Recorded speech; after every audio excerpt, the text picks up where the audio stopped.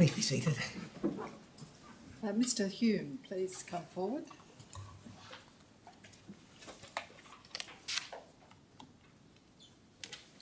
And please take a seat. Thank you.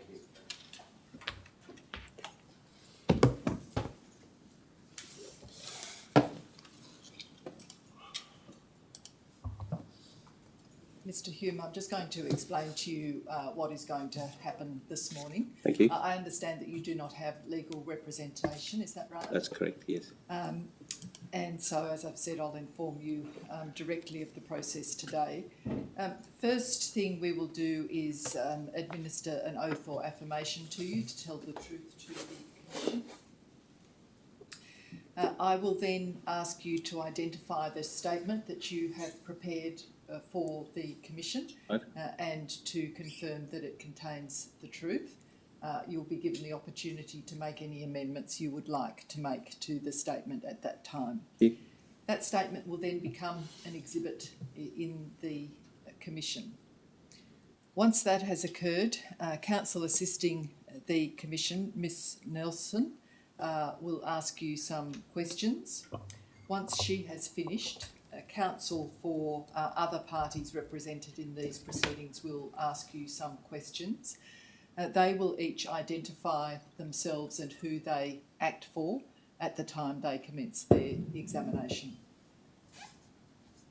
At the conclusion of that process, the Commissioners may have some questions for you, and after that, Commissioner Owen will give you an opportunity to add anything that has occurred to you over the course of the morning that you have not been able to say to that time.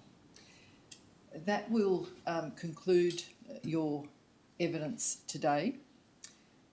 Now let me say to you something about the mechanics of it. If there is anything you need in order for you to give your evidence in a clear fashion, yeah, then let us know. So if you need to see a document, tell whoever's asking you the question you want to see the document before you answer. If you need the speaker to speak up because you can't hear them, anything like that, the floor is yours. No, thank you. It's your evidence, and it's important that you are able to give it clearly. If you need a break, anything of that nature, again, let us know and we will organise it. Before we administer the oath or affirmation, is there any question you would like to ask me? No, thank you. Right, then could you please stand?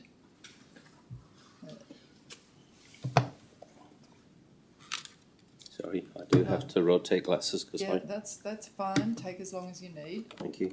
Could you please state your full name for the... My name is Paul Hume.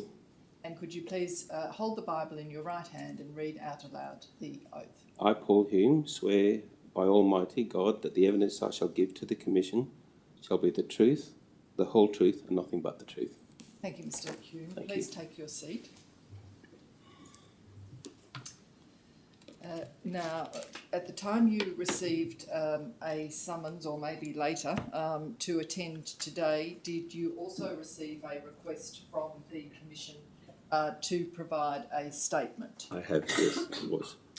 And in response to that request, did you provide a statement dated the 27th of July? It says 2020, but I assume that should be 2021. Oh, sorry, 2021, yes. All right, so that might be the first amendment we make to it. That's the date on the last page. Is it possible for that witness statement to be brought up onto the screen? That's wit.0010.001.001.001. And could then the last page, which is has the same number, but 0012. Thank you. So does that appear to be the statement that you've provided? It is, yes. And is there any change you would like to make to that statement? Yes, please. Just in regards to question 3, as I explained in my statement, I was away at the time, so the company that employed me, I've checked on my payment summaries, was Burswood Resort Management Limited. Right, so we will delete Burswood Nominees Limited and we will insert Burswood Resort Management Limited at that point. Thank you. Just in regards to questions, topic 6, just a couple of things I've added, albeit there was many different meetings and groups I was involved in with reading the evidence. Changes to the WA appendix for electronic gaming machines. Which page are we on? Page 2 and 3. So adding to question 6. So that would be at the end of... Yeah, so where I've got use of direct debit cards at table games, Yes. adding 2 other topics. Changes to the WA appendix for electronic gaming machines, and the proposed introduction of ticket in, ticket out, or TITO as it's known. Just wait, please, so we can make those.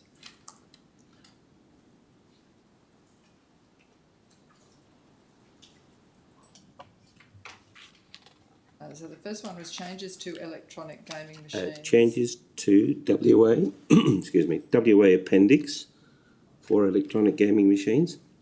That's not the formal name of the document, but I can't recall what it is offhand. And the next one is proposed introduction of ticket in, ticket out, brackets TITO, as it's known. So rather than, we'll add those headings, but rather than actually amending the statement to include material about that, perhaps you'd like now to give some oral evidence yourself about what involvement you had in those. Okay. With the changes to the WA appendix, I was approached by the electronic gaming machine product manager, as well as Mr. Murray, and earlier by the Chief Operating Officer, Lonnie Bossy, with a view of seeking a review of the WA appendix by the Gaming and Wagering Commission. So there was 3 or 4 of us involved in that process, along with 1 or 2 of the executives. We prepared the submission. I had a lot to do with drafting a lot of the submissions to the Commission beyond those which were prepared by the executives themselves or routine correspondence by departments, but a lot of correspondence invariably was drafted by myself or other team members within legal services. So that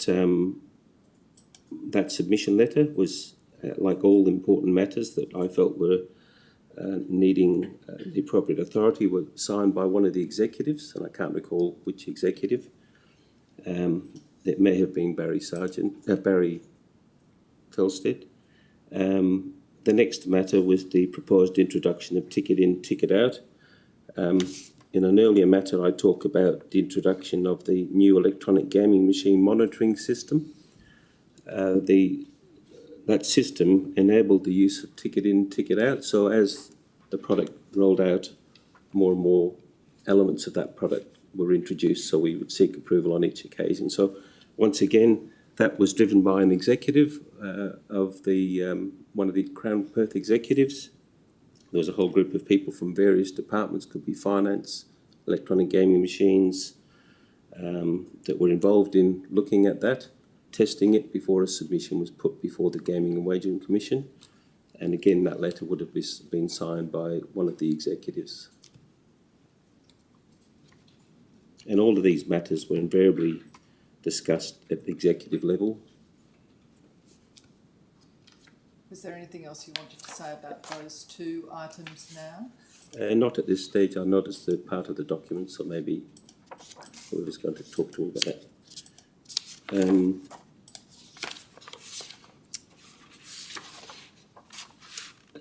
On page 10, subparagraph D, which is headed Changes to the Nature and Level of On-Site Supervision in 2015, I named 2 of the executives, the Chief Operating Officer Gaming or the Chief Executive. It should be Chief Legal Officer of Australian Resorts. So that's on the 3rd line. Delete executive and insert legal officer. That's correct. That's his title, as I understand it. Thank you. Going further down to item E, because I had limited information available to me, it just talked about changes to the casino manual for junkets in 2017. I mentioned in my statement I'm unable to recall any involvement in these changes. Having now been provided with documents, I'm now aware of that particular matter, that I did prepare that letter to the Commission. So, Do you want me to expand on that? maybe better if Ms Nelson just includes that in her examination of you. So we'll delete, I am unable to recall any involvement, because that would no longer be true. That's correct. And perhaps just leave it with the heading as it is. Right, okay, thank you. And beyond that, the date at the rear. Sorry about that. Thank you. So with those amendments, yes. Is the contents of the statement true and correct to the best of your knowledge and belief? Yes, given the circumstances I was in and without having any documents. Thank you. And so that the statement bearing that identifier will be an exhibit in the Commission. Thank you. Yes, Ms Nelson. Thank you, Commissioner. If you could leave the statement up on the screen, thank you. On the very first page, just let that come up.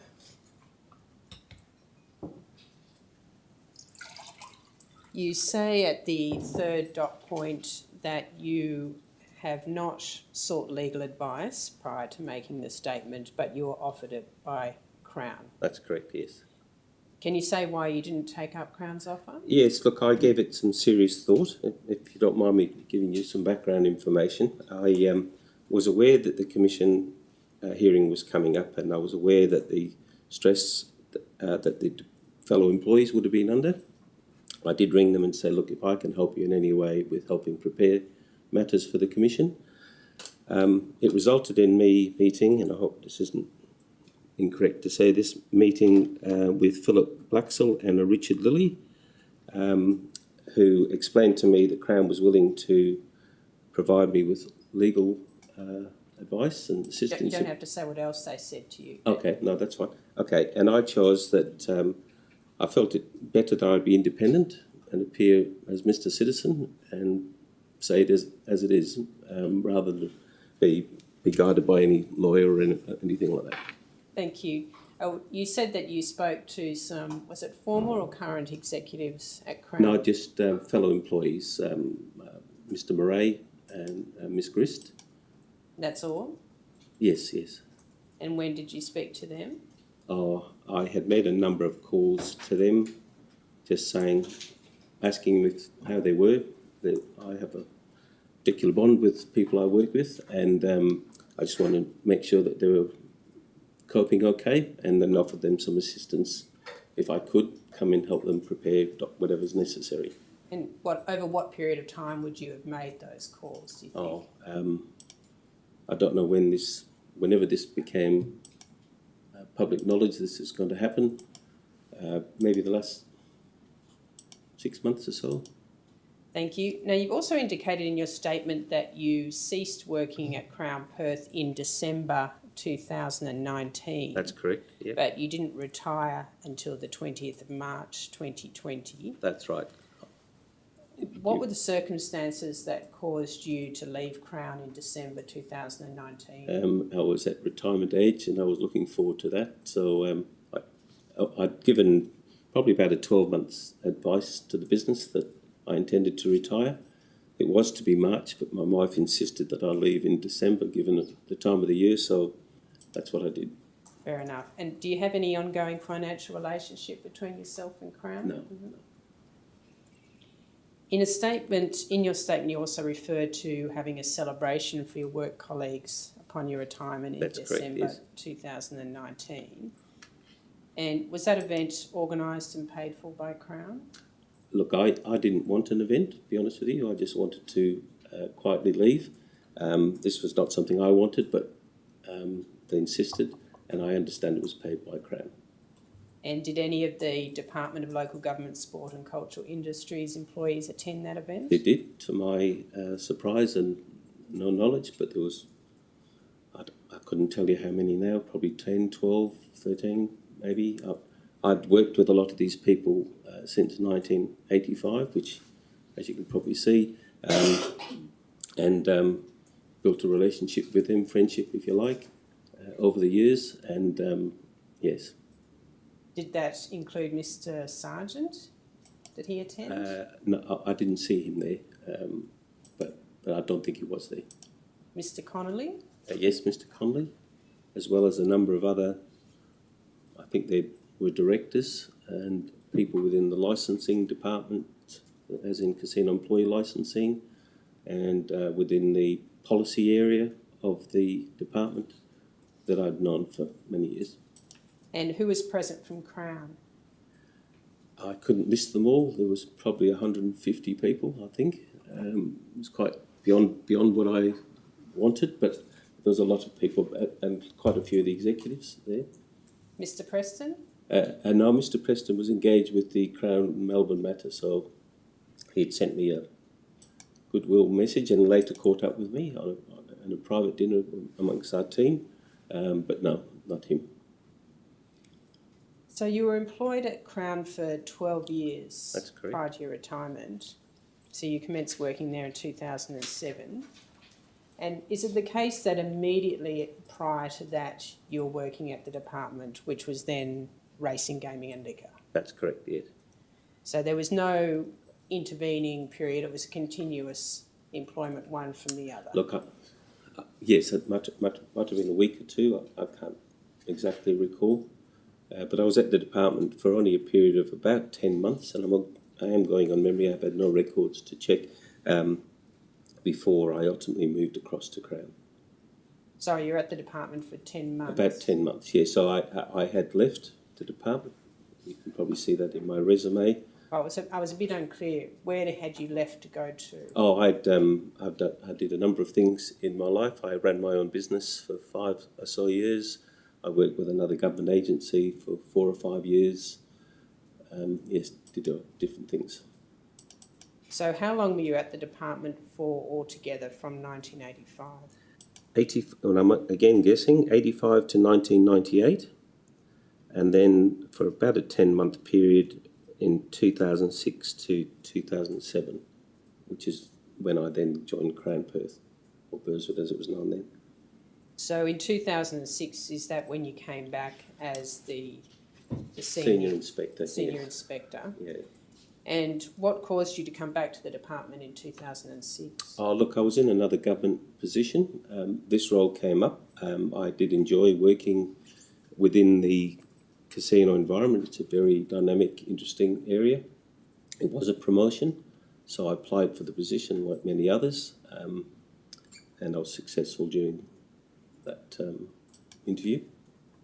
And during that short period of time of less than a year that Yes. you were with the department Yeah. from 2006 before you moved to Crown, Yes.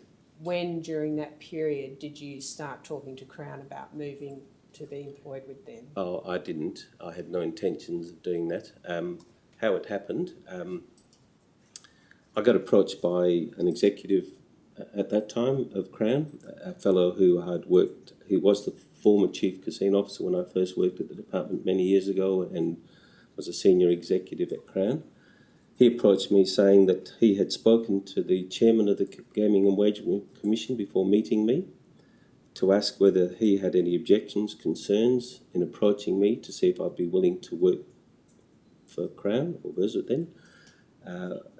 Having got that approval, sanction if you like, they approached me and asked me if I'd like to come and work. It took me probably 2 or 3 weeks to make my mind up. I was very candid with them in terms of where they were at and what I wanted. So, but they were keen to bring me on board. Now, who are the two gentlemen that you said had the discussion amongst themselves? All I know is one of the executives. I don't really know who met with the chairman. I understood it might have been just one person. I can't give you his title. I know his name, but What's his name? His name is Michael Egan. So you understood he spoke to Mr. Barry Sargent, who was the Director General of the department then and Chairman of the Gaming and Wagering Commission. And when did you understand that this conversation took place between those two I would imagine it wasn't long before they approached me. And when did they approach you? Early September or end of August or thereabouts. In 2007? That's correct. And who was it that approached you? Michael Egan. And was it during that conversation that he told you that someone had spoken to Barry Sargent? Yes, he said I think he used the words we'd spoken to the chairman, just to clarify. Michael's, he's that calibre of individual who would be very diplomatic and conscious of not upsetting any relationships with the commission and so forth. So, yeah. And did you speak to Mr. Sargent ever about that conversation? No, I didn't, no. Do you understand what Mr. Sargent's attitude was when he spoke to Mr. Egan? Look, he probably my instincts, and he didn't say anything to me, my instincts were that he was a little bit annoyed that I'd only just joined the department for 10 months and then moving on. But I think he understood, and I think he had a bit of a joke with me and said, if you're going to be paid the big bucks, I don't blame you, or something like that. And who was it that had the conversation with you about what your role would entail at Crown? Michael Egan. Michael Egan. At that time, he was the executive overseeing legal services department. He ultimately stepped down from that role. I was conscious that he was heading towards retirement as well over a period of time. And what did he say that the role would entail that you'd be taking on? Oh, look, there was a lady occupying the role prior to me being approached. I had met her on a number of occasions.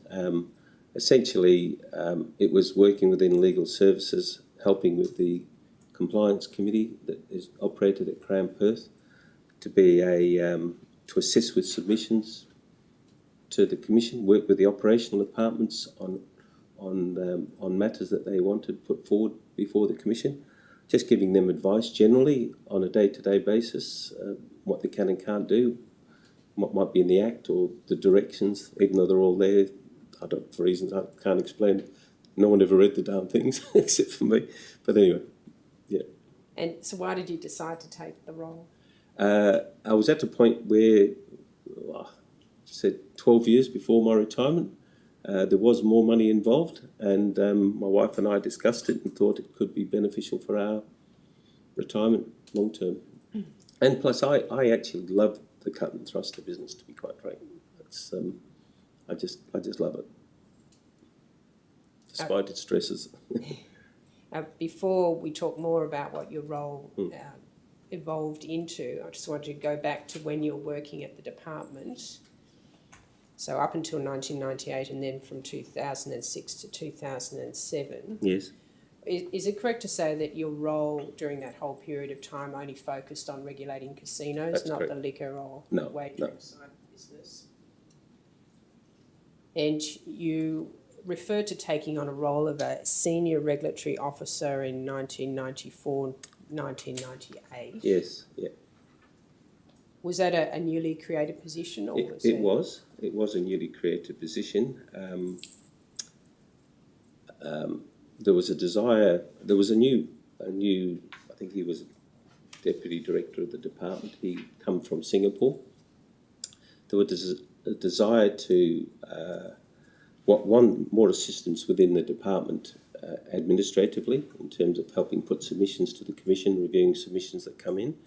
But importantly, a desire to develop risk-based audit programs, which was new to me, I have to say. This fellow had a lot of experience, and I worked very closely with him. There was 2 other officers that were ultimately assigned to me. They, after a period of time, didn't like what was going on. They moved, and so 2 other people joined.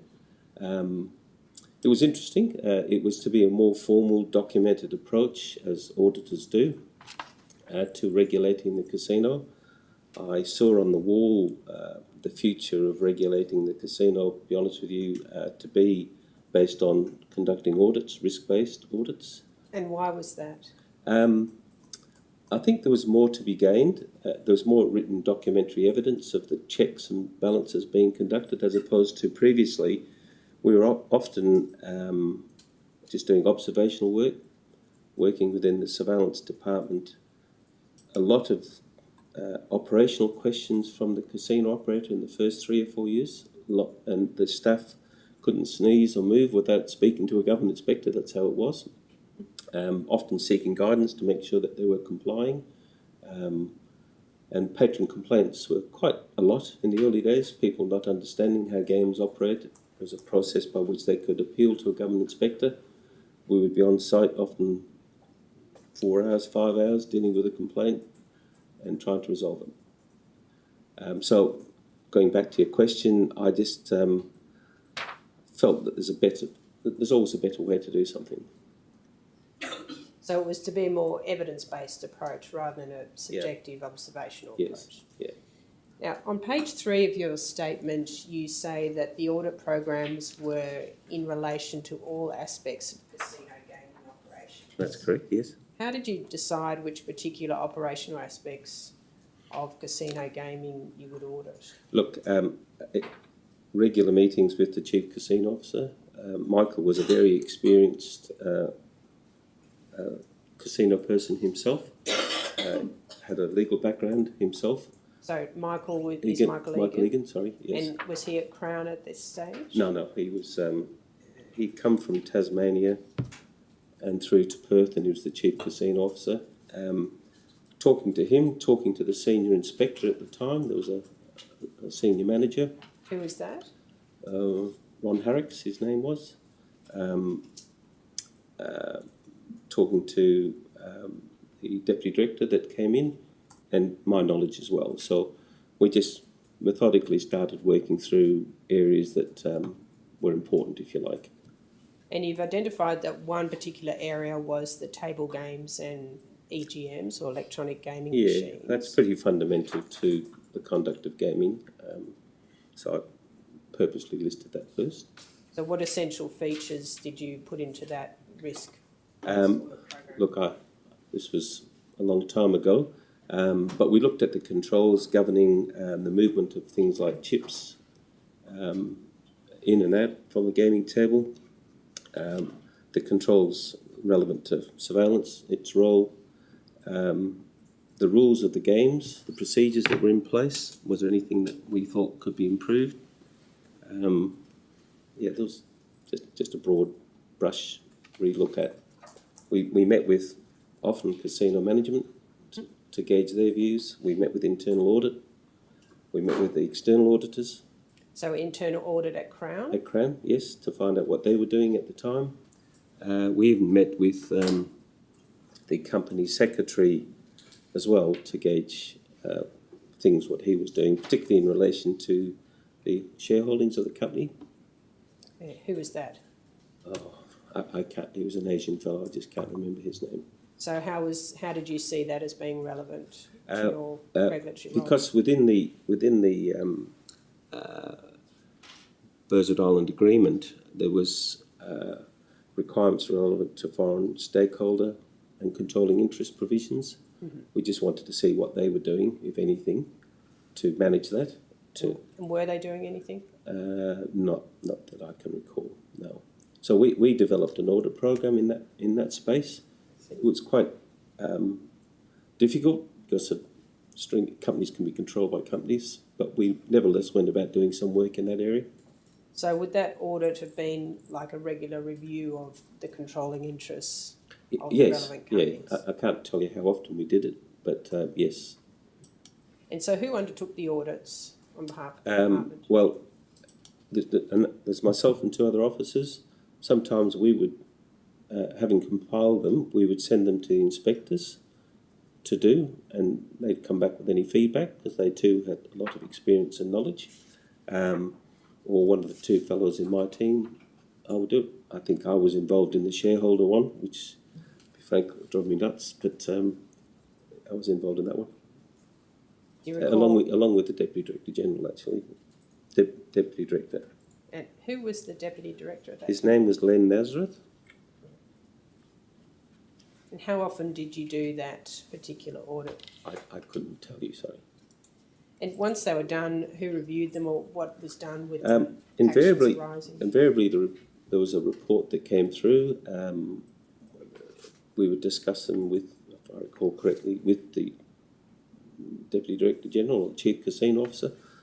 I know for a fact that the audit plan, as to having met with all the relevant stakeholders as to how the frequency in which these audits shall be done, I seem to recall it being put before the Gaming and Wagering Commission for their consideration, and then we went from there. And did you ever meet with Mr. Barry Sargent, who was DG at that time? Well, given he was chairman of the commission, Did you meet with him separately to his no, role I don't as recall. chairman? I don't recall meeting him. No.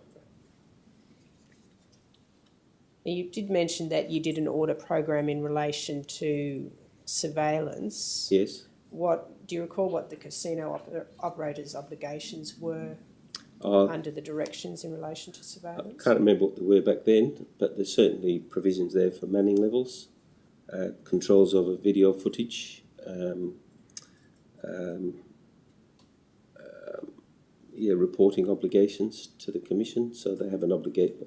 Again, I could be confusing what might be today versus what was back then, but reporting obligations to ensure all non-compliance with rules and procedures are reported through to the department, things like that.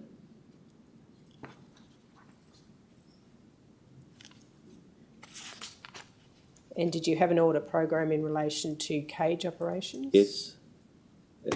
I've just listed a few, and I think I might have put even the chip bank. It's not mentioned there, but that's part of the cage. And in terms of prioritising the audit program, was that something that you decided in that small working group that you've mentioned with the Deputy Director? Yes, the Chief Casino Officer, yes. And I think those programs are still being used today. I've seen the inspectors, government casino inspectors attending the casino, carrying out those sorts of audit checks. And when you say you've seen them, did you have a look at what the audit documentation looked like? No, but they would come to me about something that's been raised, or I would get advice, particularly from the credit department, where the government inspector seemed to spend an inordinate amount of time, week after week, checking that area. Who was in the credit department? A lady by the name of Heather Ryan. She's retired now. And over what time period, can you recall, were the audit team from the government spending that amount of time with Heather Ryan? Oh, I couldn't tell you offhand. And they seemed to be concentrating at times, and again, I didn't know all of their audit work, surveillance and within the credit area. I just seem to recall them having a bit of time in those areas. The Commission's heard that up until 2015 there were government inspectors on site at the casino. Yes. In a government office. Yes. When you were at the department, were you permanently on site at the casino? Yes, when I first started, there was 12 officers in groups of 4 teams. There was no supervisor at that stage. In about 4 years later, the casino wanted to conduct its first expansion of the casino. It resulted in an additional 4 officers being taken on board, which is where 1990, I think it was, 1989, people like Mick Conley were employed to become government inspectors. We used to work 24 hours, 7 days a week. A supervisor ultimately was appointed to each of those 4 groups of individuals. I ultimately got one of those positions. You've also mentioned when you're at the department you prepared agenda papers for the GWC's consideration. Yes. And you did that until you left employment at the department in 2007? Yes.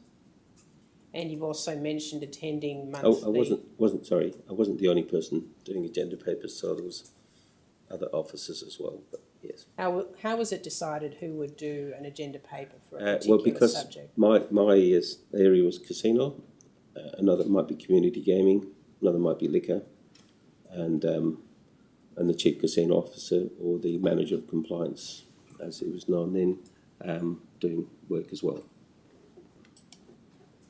And you also mentioned attending monthly department operational meetings that occur between the department and Crown. Yes. Whilst you're at the department. Who would have set the agenda and run those meetings? The agenda was all set by Crown.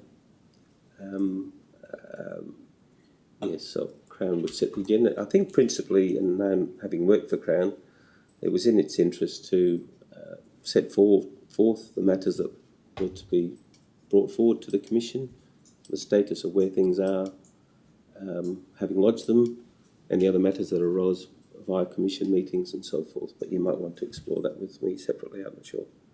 When did you first start attending those meetings when you're at the department? As soon as I joined in 2006, I think the first meeting was about a week or two later. So you hadn't attended them back in the 90s when you were working? Look, there'd been operational meetings of sorts, literally from day one, if I recall correctly. The frequency I can't recall.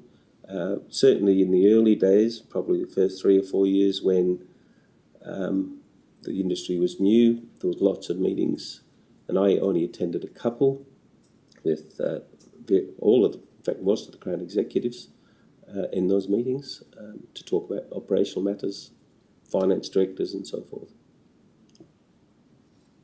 When you returned to to the department in 2006, who was the Chief Casino Officer then? Look, I think it was David Halge, but I can't quite recall. Unfortunately, there's a number of people that have moved in and out of roles there, and they kept swapping all the time, so it was very difficult to keep up with their times. But I do think it was David Halge. And when you started working for Crown in the compliance manager role in September 2007, is it fair to say that you're essentially performing the same duties that you were as the senior government inspector, but just from the other side of the fence? I got accused of being the internal regulator at times, given what I was trying to do. Who would accuse you of that? Michael Egan. He used to have a bit of a joke with me. He said, "Paul, we've got our own internal regulator." I was trying to do my best. So you still prepared responses to the GWC and department, but from Crown's point of view? Yeah, so there'd be, just briefly, not only assisting operational departments with the submissions that they wanted to do, talking to them about their obligations to comply with rules, procedures, anything else, legislation, assisting the executives in that regard, dealing with patron complaints that sometimes just got too hard for operational people. Certainly where the regulator had any queries, concerns, they invariably wrote to me, but be it email or letter, and then I would then investigate or gather the information to compile a response.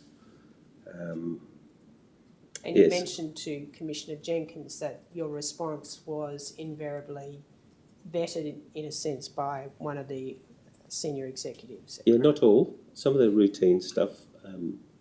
I think over time I used to get them to sign all the letters, thinking that's the appropriate protocol.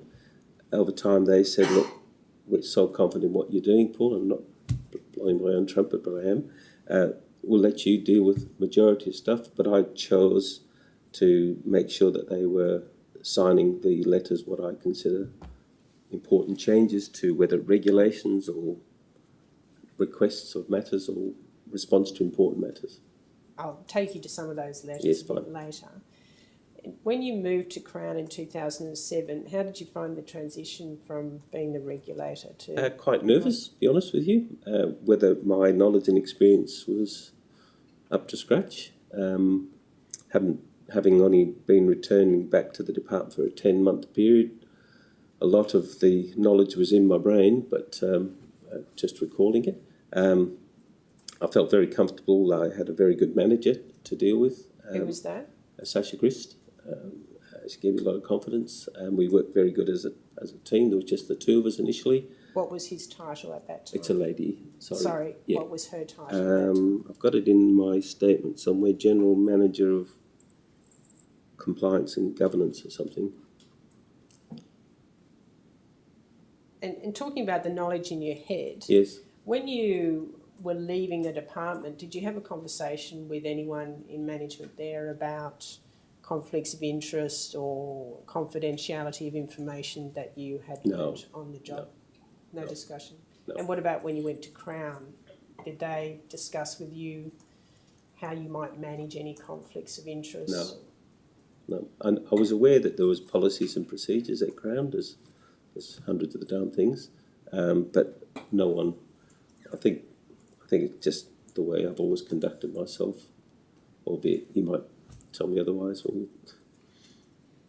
Did you turn your mind at that time to the fact that you might have departmental knowledge that shouldn't be shared with Crown? Look, I think it's quite normal for businesses or government agencies to engage public institutions getting people from private sector and vice versa.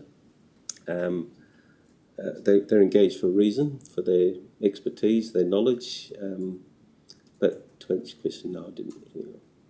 So you didn't turn your mind to it? No. Other than I just wanted to do a good job and make sure that we're doing the best we could. And had you been told by anyone at Crown that you were being employed for your expertise and knowledge? Not in so many words, but in speaking to Michael Egan, he gave me the confidence that he didn't think I'd fail. Were there any matters in the early days or weeks at Crown in which you excused yourself from because you felt like you'd already been involved in those matters back at the department? No, I didn't. Come over to Crown, that hadn't yet been resolved? No. That didn't occur to you? There was, I'll be entirely honest, there was one letter that had been going on for a number of years when I joined the department. I can't remember the specifics of it, that I wrote this rather long letter to Crown about. And when I arrived at Crown, I investigated it and I responded to my letter. So, do you recall generally what the substance of the investigation was about? I really can't. There is a letter on file, but no. In your statement, and at page 7, thank you. Which page, sorry? Page 7, it'll come up on the screen in a minute.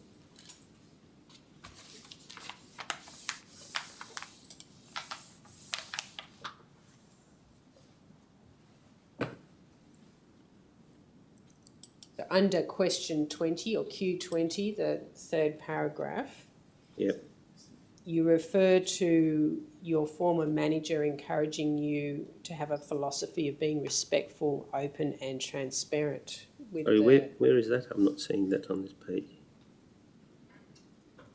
So can you see Q20? 20, yes. Oh, yes, sorry. Yes, got it. And you speak about your former direct manager. Who was that? That was Joshua Preston. He wanted us to maintain a positive, respectful relationship with the regulator. That's the way Josh conducts himself.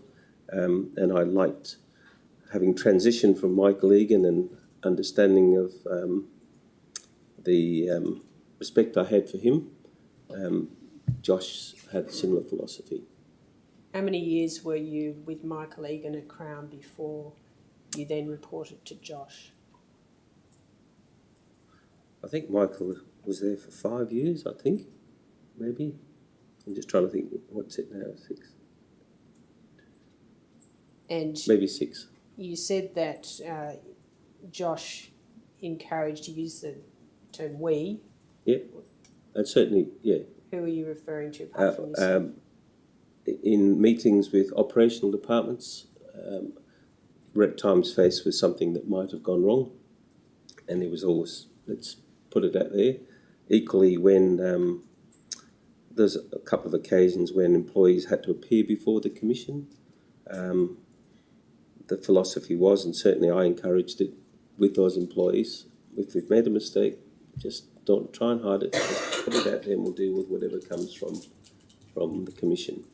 And that was very evident in my dealings with Josh and others. And how many of those type of conversations do you think you had with Josh?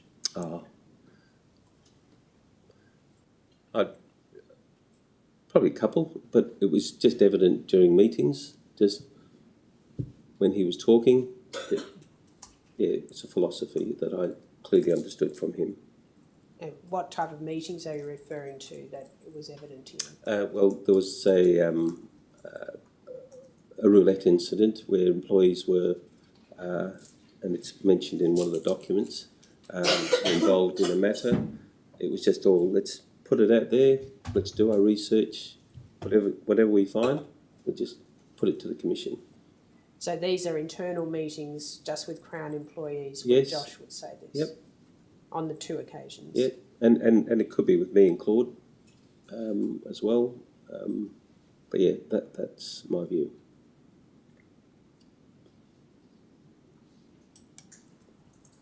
So how did you implement that philosophy? I've always had that view anyway. You know, you listen to the regulator, you may not always agree with what they say, but you respect their opinion. They are the regulator.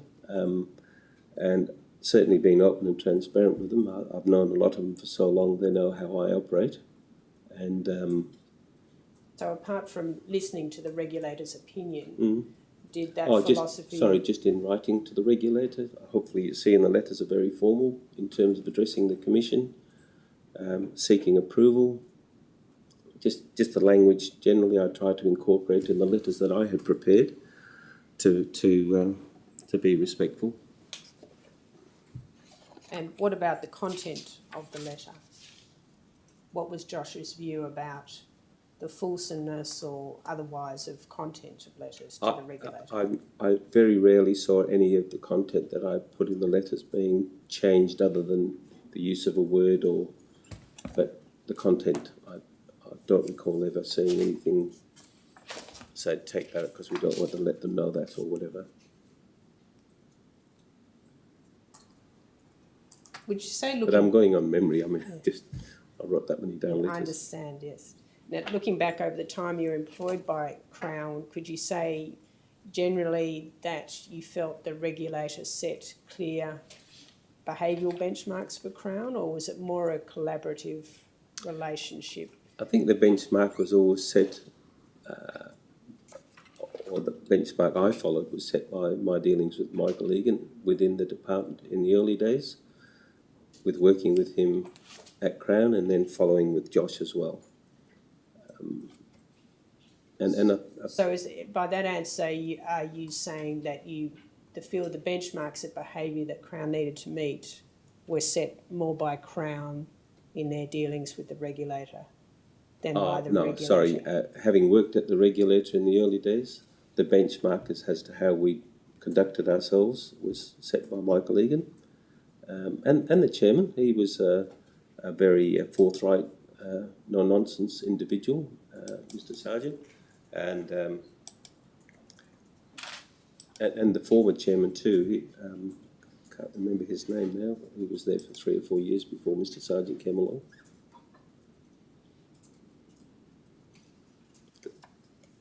You've also said in your statement that the role of compliance officer required you to liaise with the GWC, in particular senior management within the department. Yes.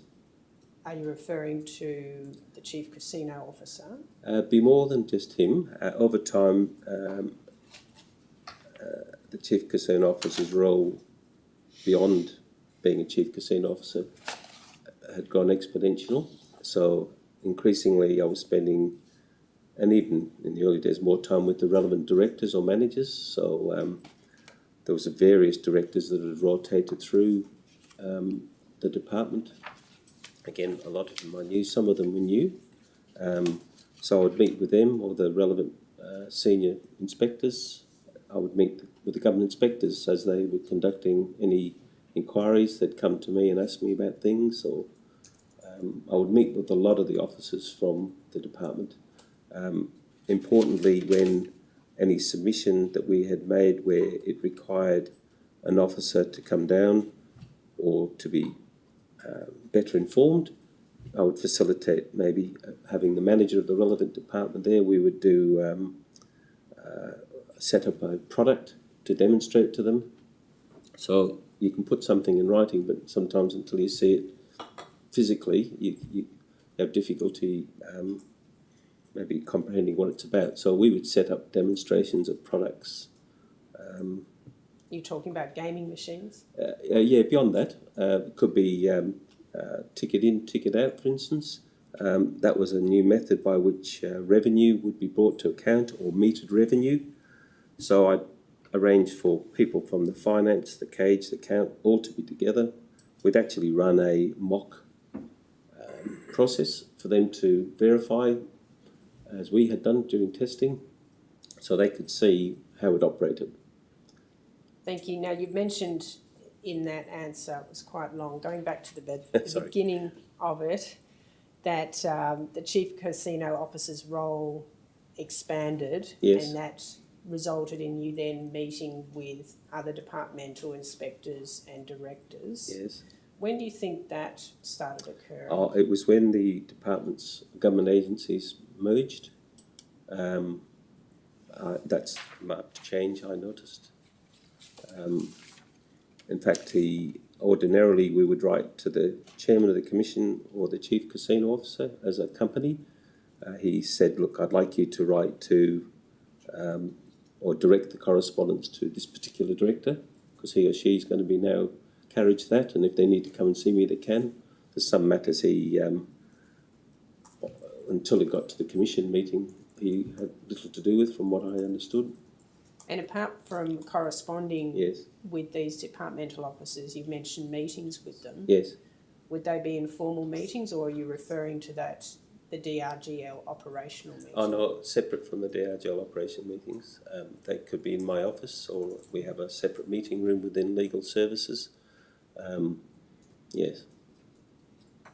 It could be 2 or 3 officers from the department. It could be 3 or 4 from Crown. And how many times a week would those more informal meetings take place? Oh,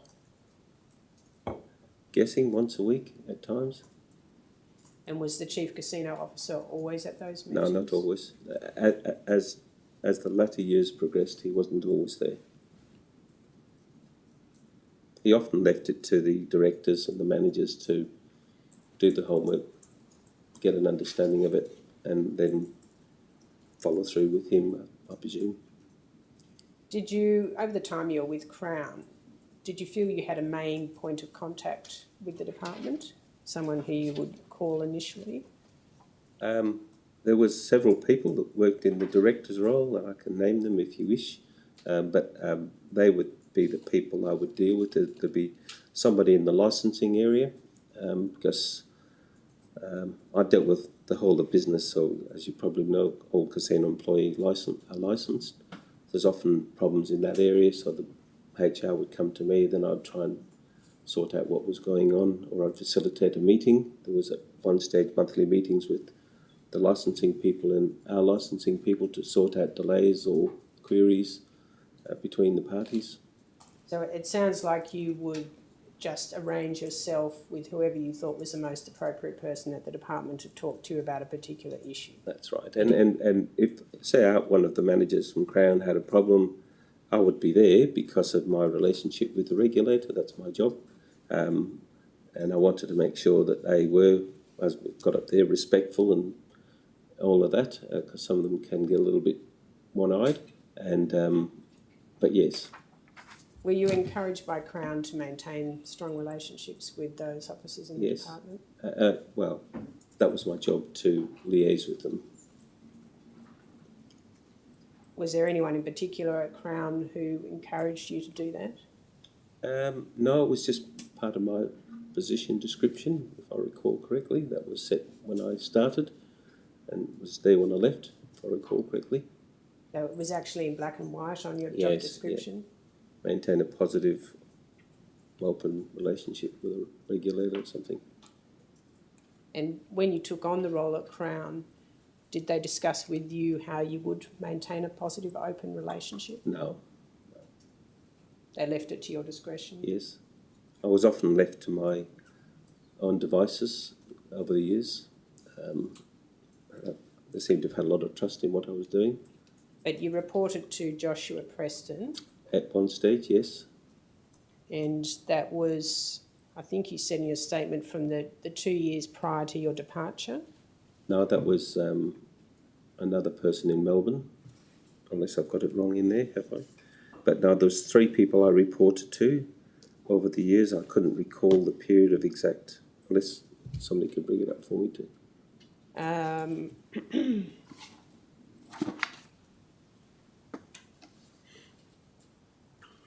I think that was just my understanding from reading your whole witness statement. Oh, okay. Obviously, that's misconceived. So you've mentioned that there was Mr. Egan initially. Yeah, he wasn't my direct supervisor. He was just one of the executives. Okay. I've got the 3 people's titles in there. Oh, here we go. On question 4, the persons I originally reported to was the General Manager, Governance and Corporate Projects. Who was that? That was Sasha Grist. I then reported to the Chief Legal Officer, Australian Resorts. His title wasn't that at that time, but and finally the Group Executive General Manager, Regulation and Compliance at Crown Resorts. So the Chief Legal Officer, Australian Resorts, that's Mr. Preston. That's correct, yes.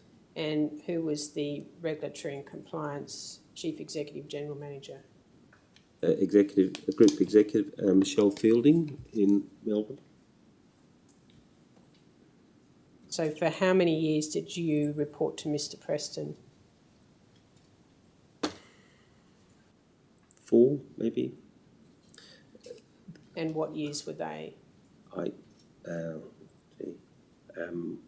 You left in 2019. Yes.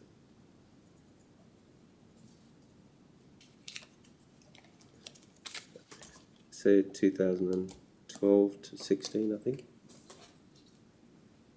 And thereafter, was it Miss Fielding? Yes, that's correct. So given that maintaining positive open relationships with the regulator was part of your job description, Yes. did you talk about that with each of those direct reports? No. I actually was very fortunate. I had a philosophy, and they liked this. I'd only reported. My philosophy wasn't, I learnt very early, management by exception. I didn't bother them unless I felt it was necessary or important enough, and they equally trusted what I was doing. So I was often left to my own devices. Did you have any regular job reviews during the time? Yes, we all had 1 or 2 a year. And you do that with your direct line manager? That's correct, yes.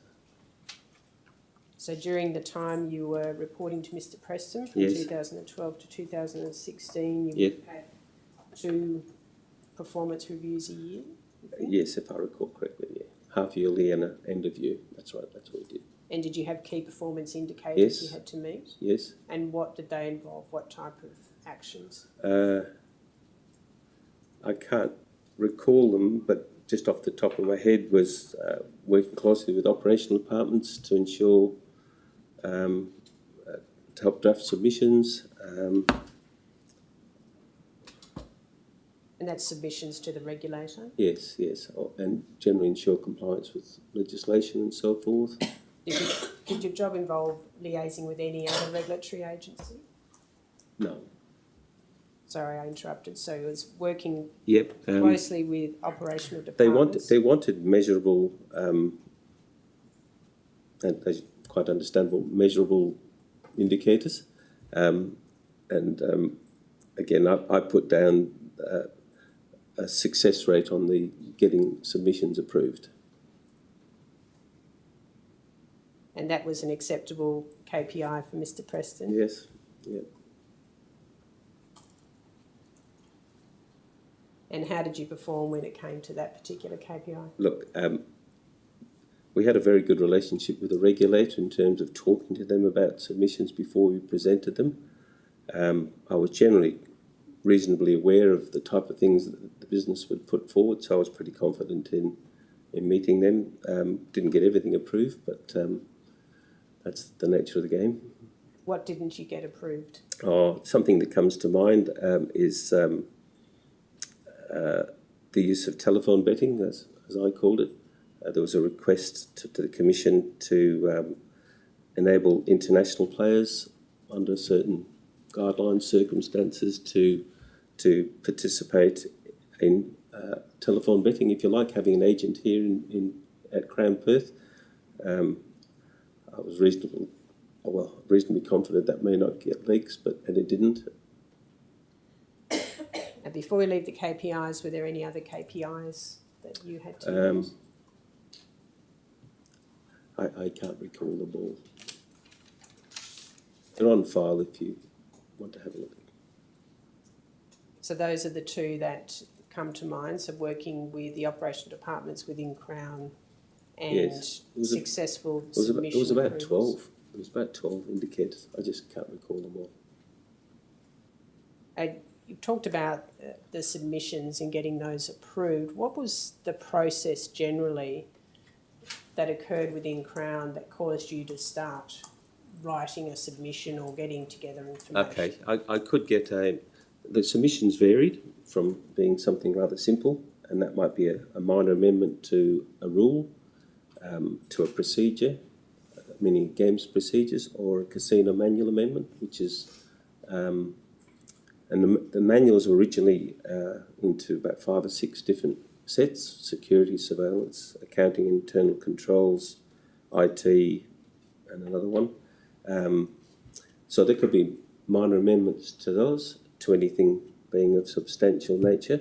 So those matters of a substantial nature could be generated by the general manager of the department, or invariably by one of the executives. Some of the matters that are in the documents, for example, ticket in, ticket out, or the IGT advantage system, or change to supervision levels, they would invariably come from an executive level. And how would you be initially prompted to start working on that? Would it be raised in a meeting or an email? Or a combination, but invariably pop in my office and say, Paul, this is what we're looking at doing. I'd get a brief of what they want, what they're considering. I would then, myself or other officers within the legal services or the operational departments would work on trying to put something together for the Commission. Often the thought and thinking is often driven by myself and people within the legal services department as to how to approach a topic. Now, apart from yourself, Yes. And I think you've mentioned Sasha Grist, who else was in the legal department? Oh, there's about 11 people. So there was the AML, anti-money laundering team. There was, when I say they were in the legal service department, where we all sat together, internal audit was located in the office. What else? The risk manager, compliance, which is myself and another lady, and then Claude and another lawyer from a legal perspective. And did you have regular meetings apart from the performance reviews twice a year? Did you have regular meetings with your direct line manager to let them know what you're working on? Invariably, they knew because I did with Sasha in the early days. Over time, Josh was so busy, I didn't. But having said that, because of the DRGL operations meetings that were going on, I would invariably prepare the agenda for those meetings based on what I knew was coming at me from a business perspective, what we had lodged with the Commission, and then what we're waiting on feedback from the Commission, and other matters that the executives might want to add to the list, or other general managers. So, and from that list, I would invariably give him and the other executive, who's the CEO of gaming, a short summary under each agenda item what that topic was about. And I would invariably meet with Josh before the meeting to brief him and explain what they're about. So that was the means by which he was acutely aware of the sort of stuff I'm working on, or the business is asking about. So those operational meeting agendas Yes. then basically were your to-do list? Yes, in a way. Yeah, besides other stuff I was working on, but yes. And did you ever add anything to that list off your own bat without having been asked or instructed or directed to from someone else within the Crown Group? Not that I recall. Okay. Oh, it might have been that complaints come in that say the gaming department can't handle, where it's been escalated to me and the person's making all sorts of threats, and so I would add that matter to the agenda. But that's the only thing I can think of at the moment. Did you consider that your role at Crown required you to focus on local Crown Perth operational matters as opposed to Crown Group? Yes, specifically Crown. I had no dealings with Crown Melbourne for many, many years until the sort of merger that started taking place. But even then, I had very little to do with Crown Melbourne at all. When did that sort of merger start to take place? I've got it in my statement, if I recall correctly. I think you do mention 2016-17. Yes, so that'll be about right. At page 6 at the top.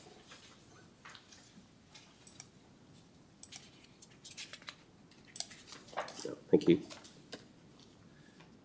Under Q, that's right, yeah. The major restructure. But on a personal level, despite my direct manager was in Melbourne, I had very little to do with her on a daily basis. I probably met with her on 3 occasions. Is that Miss Fielding? Yes, that's correct. On 3 occasions over the 3 or 4 years I worked for her. I was essentially left to my own devices. She did do my appraisals as they arose. And when you were reporting to Mr. Preston between 2012 and 2016, was he located in Perth? Yes. That entire time? Yes. In your statement, you've addressed membership of various Crown committees. Oh, yes. You mentioned the new electronic gaming machine monitoring system committee. Yes. Did that committee run the whole time that you were at Crown, or was that just for a period? No, that ran there the whole time. I think it went on, I put 15 months, but it may have been a little bit longer than that. And what was the purpose of that committee? There's 2 systems which are integral to gaming operations. One of them is to do with the electronic gaming machine monitoring system. It's formerly known as the IGT Advantage system. There was a computer system there previously. It was ageing. It had been there since day one, and the business had a desire to upgrade it. There was a lot of operational benefits, as I understood it, that came from that. As technology was changing with electronic gaming machines and new products, this new system was able to communicate better with all of this. I'm not a technical expert. And what were the operational benefits? As new products come on, the use of ticketing in and ticketing out, and the real benefit from my perspective was the ability to monitor revenue. So revenue historically had been just brought to account from the machines and counted. The monitoring system now enables them to find out how many $2 coins, $1 coin, how many $5 notes, $10 notes. So there's a better reconciliation and accountability of revenue. Mm-hmm. So as opposed to, and only happened once, but somebody potentially filtering money away from gaming revenue. And apart from counting the revenue, did the IGT Advantage system have any other data that was useful to the operations? I believe so. There's a lot of... I didn't get myself involved in the reporting side of that too much. But yes, my understanding was there was a lot of data better able to be accessed and reviewed. Crown Rewards, members' details and so forth. Whether that was available in the old system, I can't recall. And things like jackpots. A lot of jackpots used to run through what's termed as a separate jackpot controller. the visit system enabled it to all run through one central hub, if you like. But again, I'm probably not the best person to speak to from a technical perspective.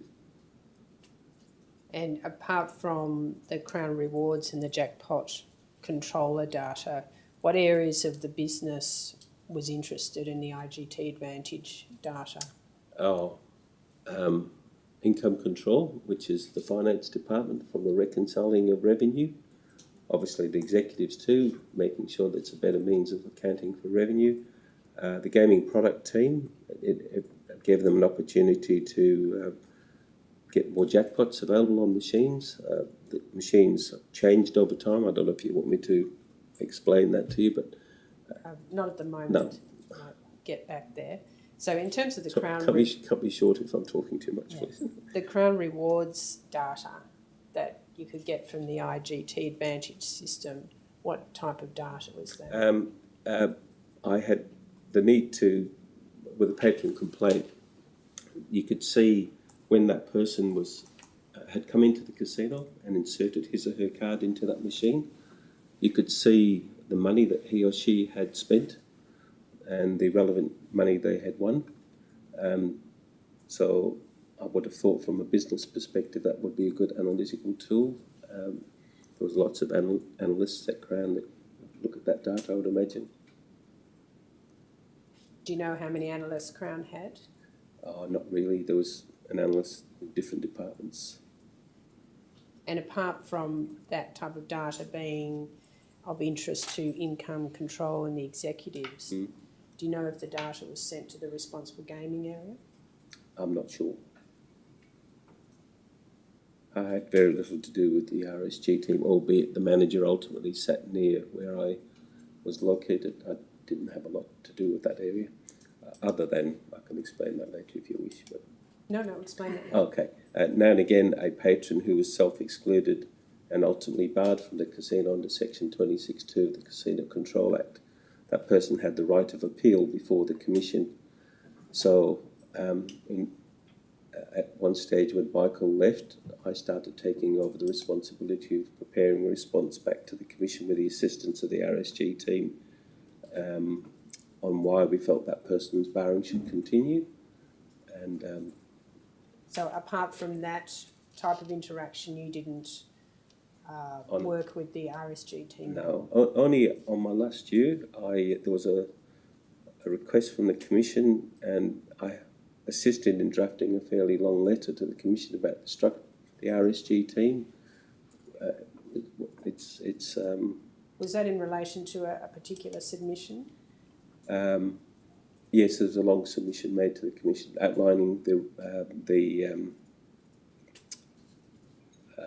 benefits of the RSG team, what it's achieved, and so forth. It's quite a long submission, if I recall correctly. And what was the context for the GWC wanting that information? I can't recall.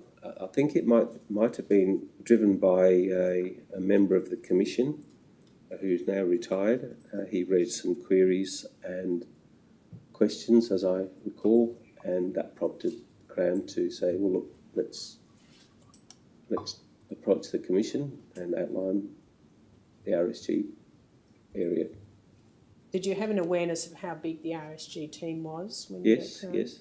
How big was it? It was quite small initially. When I first started, if I recall correctly, there was 2 officers. Ultimately, I think there was about 10 in Perth, this is. Again, through that merger, there became a group manager overseeing the RSG team. So whether that made 11 or 10 and a half people, I don't know the exact numbers. They had a separate office area too. Thank you. You mentioned also in your statement the compliance committee, that you attended those meetings and you became a chair. Yes. When do you think you became the chair? I think it was 2 or 3 years before I retired. Again, it might have been driven by Josh's responsibility. Claude historically would chair those meetings, and I think before that Sasha may have. I would relieve now and again when they're on leave or otherwise. Claude's responsibilities stepped up as well when Josh was so tied up with what he was doing, and consequently I was asked to take over being the chair of those meetings. And you had attended those meetings prior to becoming chair? Yes, generally when I could, but most times. From 2007? Yes. So do you think if you left in December 2019, Yes. do you think you started being chair in 2016 or 2017? Yes. Yeah. 16 maybe. 16. And in your statement you've explained that this committee referred risk events and compliance breaches to the Executive Risk and Compliance Committee, is that Yes. correct? And then the reporting line upstream was the Executive Risk and Compliance Committee referred matters onto the Crown Resorts Board. I didn't have anything to do with those two committees, but that's my understanding of the process that was happening. So to your understanding, the Burswood Nominees Board was not part of that reporting line? I don't quite know who was members of those groups. I know some of the executives were part of the Executive Risk and Compliance in Crown Perth. Certain Claude was, and others, but I can't recall who. So it was the Compliance Committee that referred matters to the Executive Risk and Compliance Committee?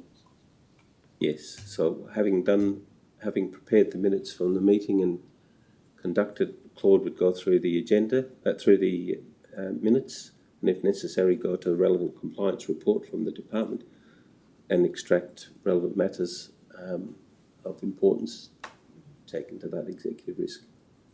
So that wasn't an action that you took as No. chair, it was Claude's role? Yes.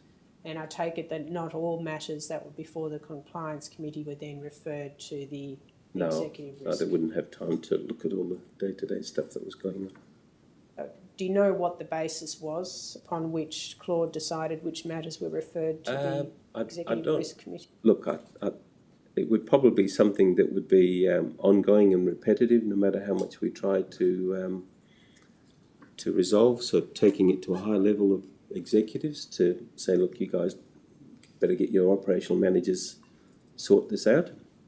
There was obviously high risk matters. I don't know. Just as he saw fit. Can you think of one particular high risk matter as an example? Yes. There was, they'll kill me, but the marketing team kept doing errors in its between marketing, IT, and the operational departments.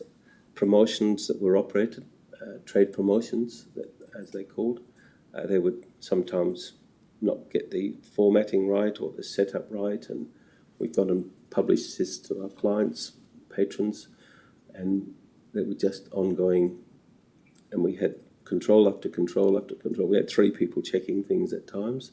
So when you say formatting, I presume you're not meaning the drafting of the particular... No, just the conduct of the actual trade promotion. Not at times they would not entirely get right. Or they'd send out a promotion letter and they get the wrong date period. You know, it might have been for last year, and minor things like that, which we think is unacceptable. Was there a charter or a statement of responsibility for the Compliance Committee? Look, there's a whole myriad of documents around that. I'd have to go back and look at that, but it was certainly approved by the executive and I thought Crown Resorts Board. And you indicate in your statement that this committee had oversight over matters that had originally been reported by department managers and or compliance officers. Did each business unit at Crown Perth have a compliance officer? Yes. So again, there was 32 or 36 compliance officers. Each had a compliance program and plan. That officer, and if he or she is not available, they had to appoint somebody in the department to attend, to address and talk about the matter. Yes, we sat in the room for about 2 hours most days. And how did they, apart from, so I'll start that again, how did those compliance managers for each of those departments report incidents that would then end up before through a system called CURA. That's CURA? That's correct, yeah. I couldn't tell you what it stands for, but it's a risk audit tool, computer system. We used to do it manually. There used to be a lot of paperwork involved. There's still a lot of paperwork involved, but all the data is entered into Cura. They would quantify the incident, explaining what it's about just briefly, and determine whether they considered high, low, or medium. Invariably, matters which were considered high had been escalated, usually on the day, to the relevant general manager of an area and or the executive. If there was something that's really out there, but there wasn't a lot of those. And did any other, apart from the compliance committee, did anyone else see those Cura reports? I don't think so, no. I mean, internal audit had access to Cura, but they also attended the compliance meeting. So was the primary responsibility of the Cura software to identify and monitor and report on compliance? Just collect the data that's being input by the relevant departments, really, and all of the relevant compliance reports of each department was contained in there. And was there an obligation for each department compliance officer to enter data on a regular basis? Yes, absolutely. Yeah. How regularly? As and when the matter arose. I don't know how they personally went about doing that. I didn't get too involved with that. I had another person assisting me. She was probably more actively involved in that space. Is that the internal audit? No, person? no, a lady that worked with myself. How many people in the internal audit department? There used to be 5, if I recall correctly.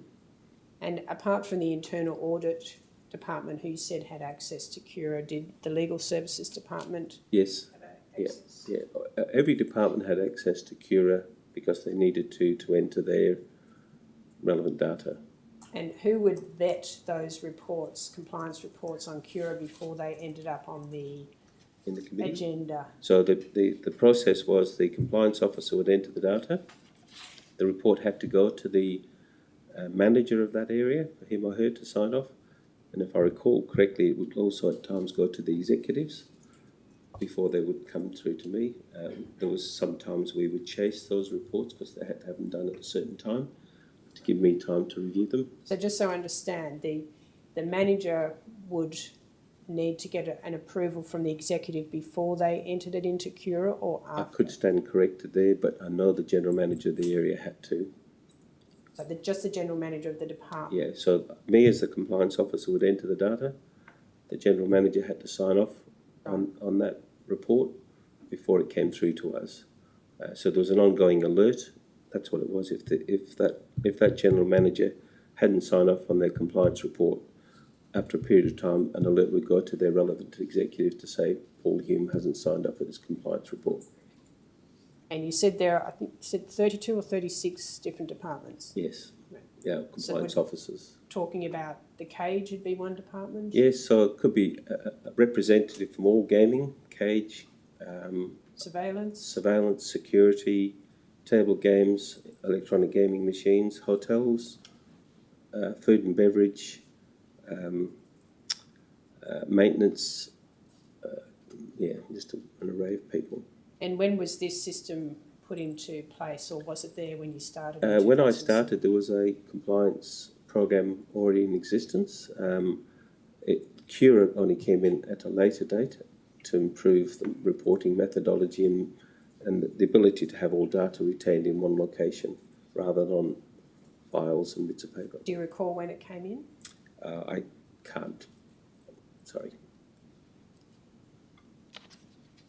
Nelson, when it gets to a convenient time. Oh, that's a convenient time, yes, thank you. All right, we'll break, and Mr Hume, we take a break now. We'll come back at 11:45. Righto, thank you. All rise.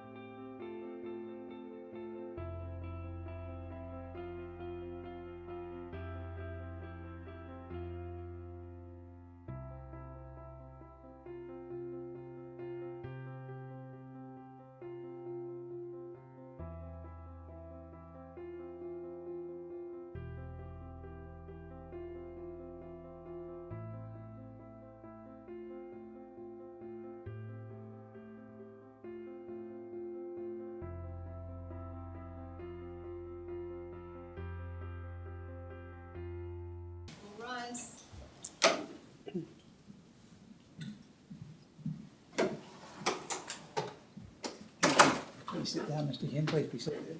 Thank you very much. Ms Nelson. Thank you, Commissioner. Before the break, we were talking about Cura, which you said was a software program to monitor and report on compliance and risk. Is that a fair summary? To retain the data associated with that.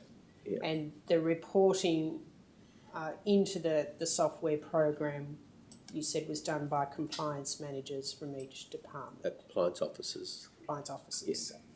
And that data entered by those officers normally had to be authorised by the general manager of that department. Yes. Was there any mechanism for any employee to enter incidents onto that system?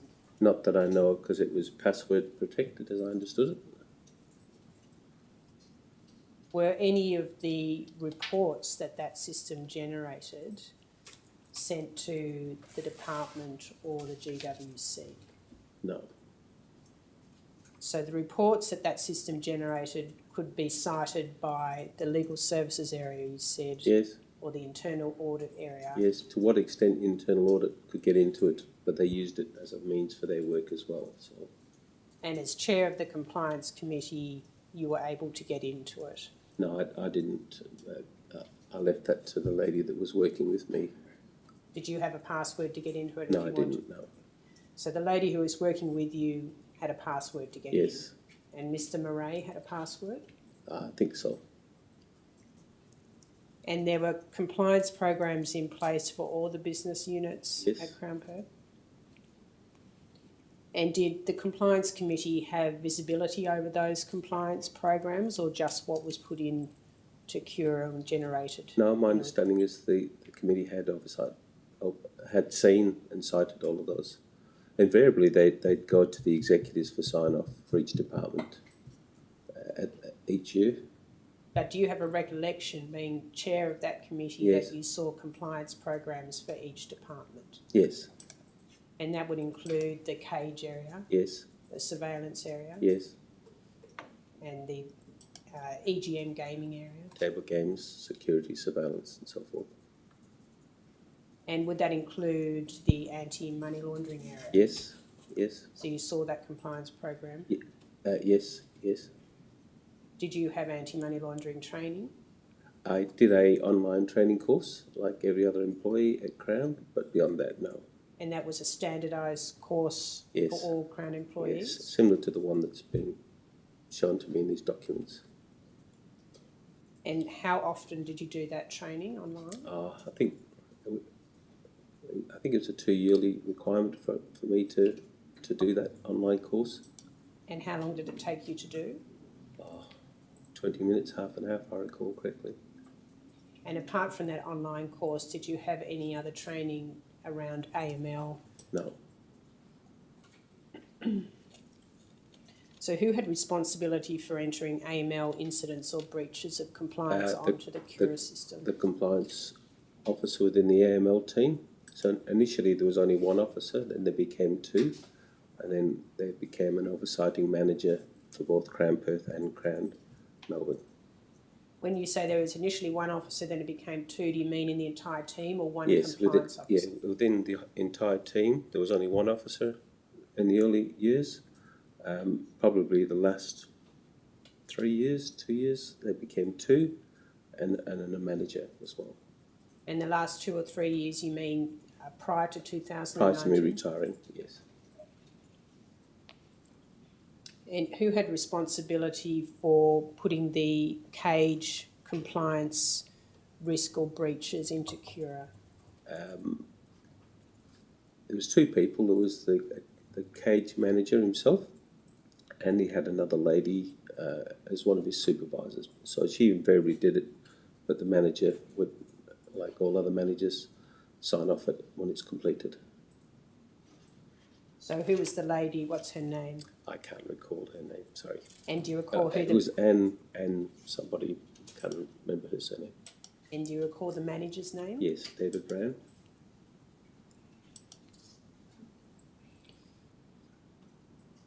And apart from considering what matters to refer from that compliance committee up to the Executive Risk Compliance Committee. Did the committee take any actions in respect of any compliance risks or breaches that had been notified? The only one that comes to mind is, I'm sure they did, but the only one that comes to mind is the one relevant to marketing that I referred to earlier that I can bring to mind. And as chair, did you have responsibility for any actions arising out of the compliance committee Yes, I meetings? invariably made sure through that compliance officer and or speaking to the general managers of the areas that they had put processes, controls in place to make sure the matter, where possible, doesn't reoccur. And that invariably was addressed at the meeting, because I would ordinarily, before the meeting, would alert each officer of the matters that I would be talking to them about at the meeting, and I would ask them to be fully au fait with it, and I'll give them a bit of a summary of things I'd be wanting to know. So I'd try and make sure they knew beforehand, so that it's just not dropped on them at the meeting. This is the topic I'll be talking to you about. So there might be an array of things in their report, but I'd pick out the ones which I have particular interest in.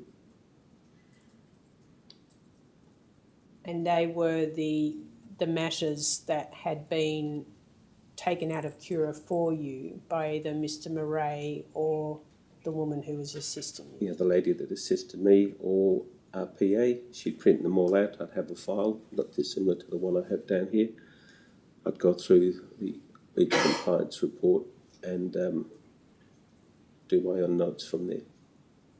And did you understand you were being given every single entry into Cura that had been made in the preceding period since the last That's meeting? my understanding, expectation.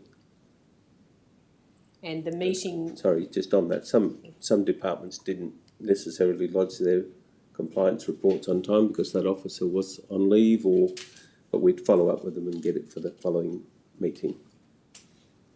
So was there an expectation that you would see something from each department each meeting? Yes, every month. If I could get up on the screen CRW 700 019 4295.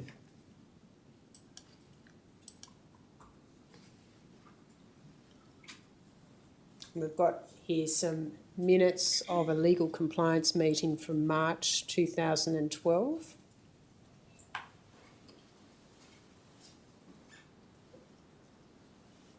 All right, yes.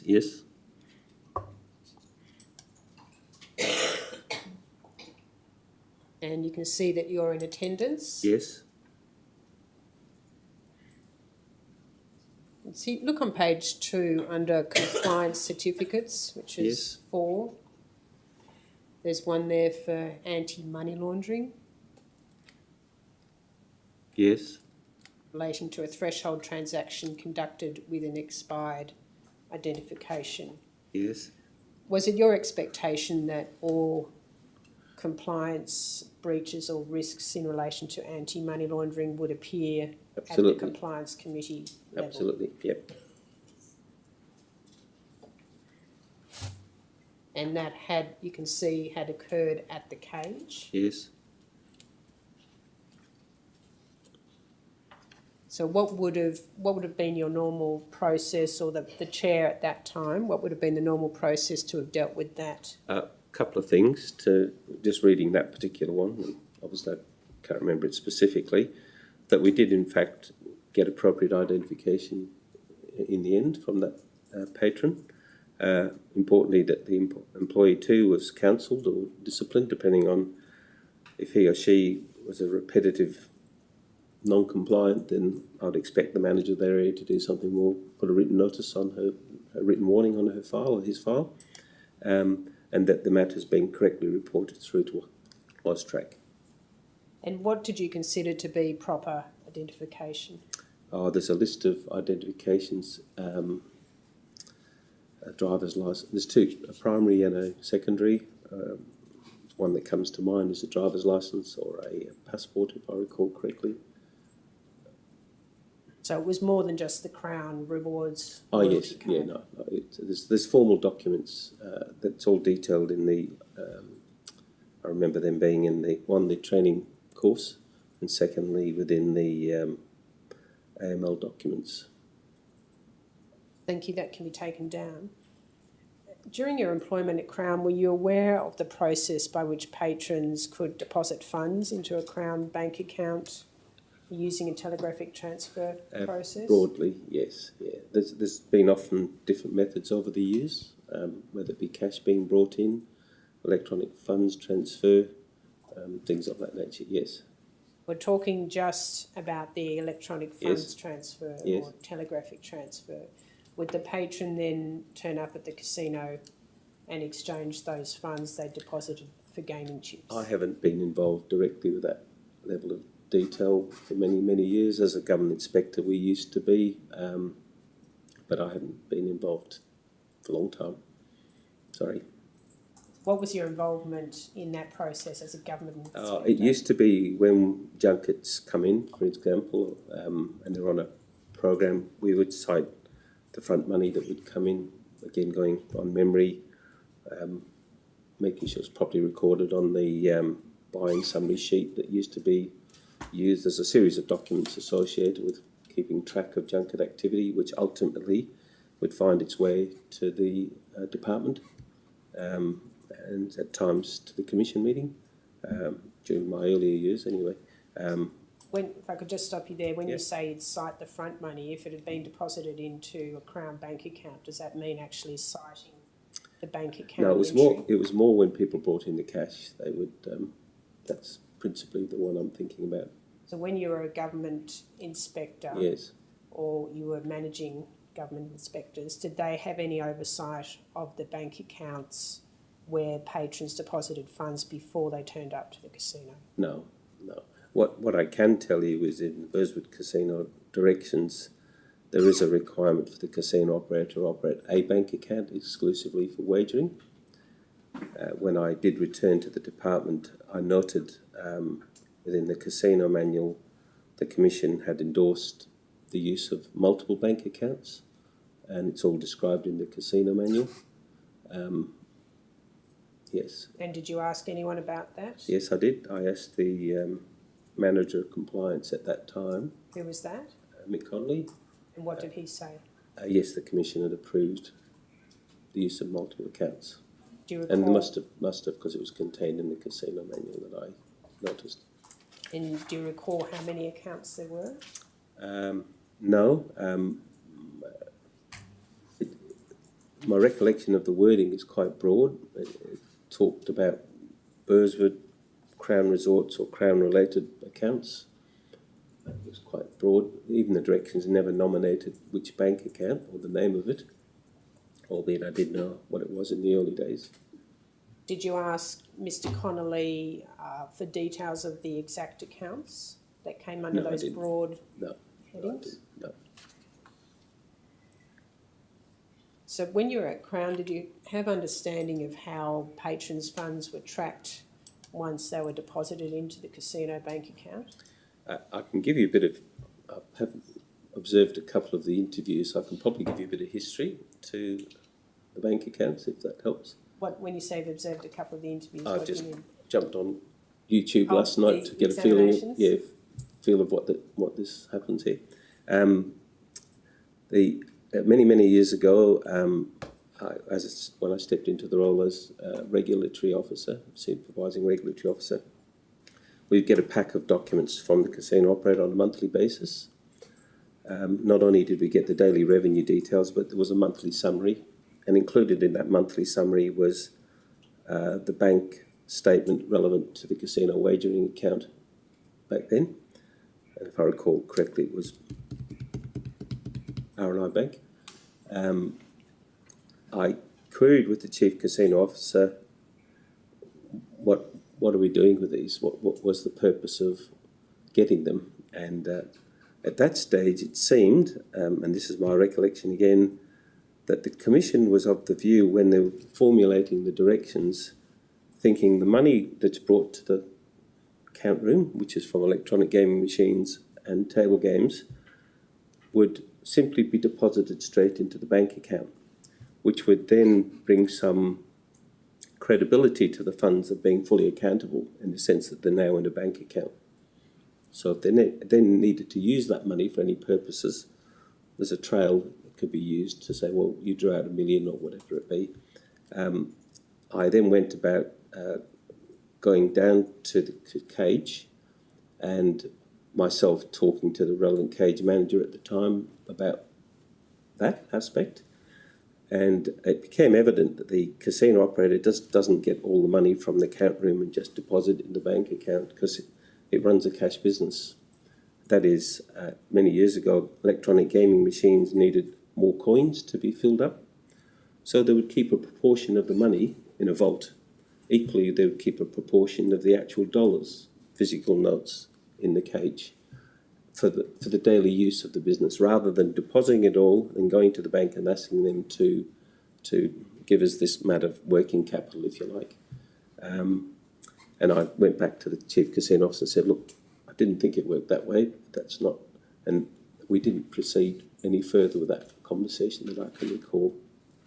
So this is in the period 1994 to 1998? Yeah, about when I became senior regulatory officer, that's when I started getting this pack of information, and I wanted to thinking, well, what do you want me to do with this?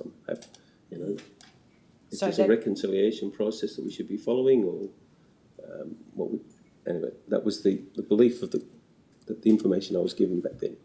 So the bank statement was in that pack of information? Yes, that's correct. Yep, with all the transactions of deposits and withdrawals relevant to the casino wagering account. And some of those would have included patrons depositing monies into the casino gaming account? Invariably, and again I'm going on memory, a lot of the funds were collectively collated in the cage through a main bank control sheet. And so you'd see this bundle of money and without you looking at individual transactions, you wouldn't know what that bundle of money, who it came from. You're talking about physical cash. Yes. Like I'm talking about Electronic transfers. Yes. I can't remember that side of things. Okay. Now, if you're getting those packs 1994 to 1998, when you came back to the department in 2006, yes. Did you observe that the department or the GWC was still receiving those same packs? There was another officer receiving that information. But yes, the department was getting it. In my early 10 months, things were pretty hectic, and I was on my own, so I didn't get too much time to turn my mind to that.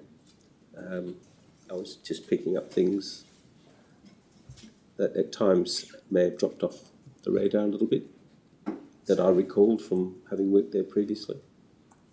So in that 10 months you were back at the department before you went to Crown, yes. Was it part of your role to review those packages of documents, including the bank accounts? No, I never actually got them myself personally. Who was the officer who got them? I think his name was Peter. He's retired now. Peter somebody. And do you know what Peter did with them? No, I don't. What I do know is that the basis of which casino tax was paid, which was the focus of the department, making sure relevant tax is paid, revenues brought to account and all that. There's a whole series of controls and measures We will get to that. Oh, right. I'll just finish with the AML if I could. Sorry. So once you're at Crown, yes. and receiving of cash in the cage to one side. We're not talking about that. We're just talking about the telegraphic transfer or the electronic deposits into Crown's gaming account. Did you have an understanding of how Crown dealt with those deposits into their gaming bank account so that the patron could then use the money gambling? Look, my brief recollection is, provided the funds were received, then they would release the relevant chips to the patrons. Again, going on memory, I seem to recall that there was some authority on behalf of certain executives to provide early release of those funds, depending on the level of confidence in the receipt of that money, intended receipt of that money. And so in what circumstances would you need to authorise as an executive early release? I'm not saying you personally. Yes, that was a matter for them. I don't really know what criteria they used. And again, not an area that I ordinarily got myself too involved in, other than I seem to recall within the procedures there was some authority for them to do that. And what executive, or who are you talking about? What level? Oh, there's a matrix, if I recall, in the manual, or a title. Approval matrix? Yes, or a title of individuals. So the manual is very descriptive in that regard. And are you familiar with a computer system in operation called Psycho? Yes, I am, yes. What was the purpose of Psycho? Psycho, like the IGT Advantage system or the EGM monitoring system, is used for a number of reasons, but specifically relevant to what we're talking about is it's a means by which table games revenue is brought to account. So various transactions which would occur through chip inventories at the chip bank or movement of chips at gaming tables. All that data would be collected and moved through there. Equally, revenue dropped by each gaming table would be brought to account into that system. So you'd get an estimated drop and the actual drop or revenue. Did it also have a role in relation to patrons' gaming ledgers or? Yeah, look, my understanding, and again that's not my area, but the patron could use his or her Crown Rewards card at a gaming table for them to receive benefits based on their turnover. But it was an important system. And who was it important for? Sorry. Well, important for the business. Important. Which area of the business? All areas, table games in particular, finance, the regulator, in my opinion. Within the accounting manual now, there's a series of what's termed control programs, which if they get amended, they require to go through a fairly vigorous process of being tested and then seeking approval of the Commission before those particular programs are amended. It's very much a specialist IT matter. Did the regulator have access to Psycho? No. Did you They have could, sorry, they could have. They had limited access in the surveillance room at times, based on what their needs were. So what would they access in the surveillance room? Well, I can only talk historically, what we used to do. There's a series of key reports you could look at. Say a table that's the top 10 tables that might be losing money, the top 10 tables that might be winning money. So as an inspector, you might be looking at that to say, well, is casino operator doing something it shouldn't be doing in terms of winning more? And equally, is a reason why a table might be losing more than what's expected to be lost through fraudulent activities or whatever. So that was one key report that I used to use when I conducted surveillance. Equally, you could watch the movement of chips through fills and credits.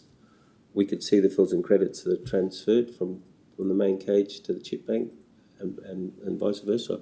So we can independently observe anything, making sure they're following procedures through the surveillance system. And are you talking with your government department Government inspector department hat? yes. Right. So did you also have access to those same programs when you were working for Crown? No, not me, no. I had no access to any of the systems.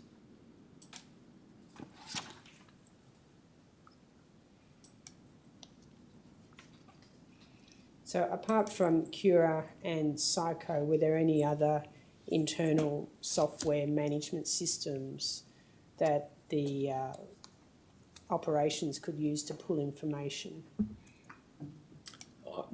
I'm not familiar with them to comment on. You talked about when you're on the compliance committee, you had visibility of the AML compliance program. Yes.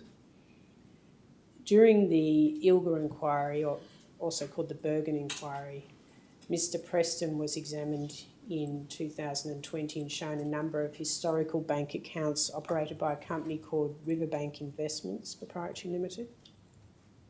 Had you heard of that company before the Bergen inquiry? I don't recall hearing about those accounts, but I may have. I've been rattling my brain whether I knew of them. But no, and I haven't followed the Bergen inquiry at all, to be quite frank.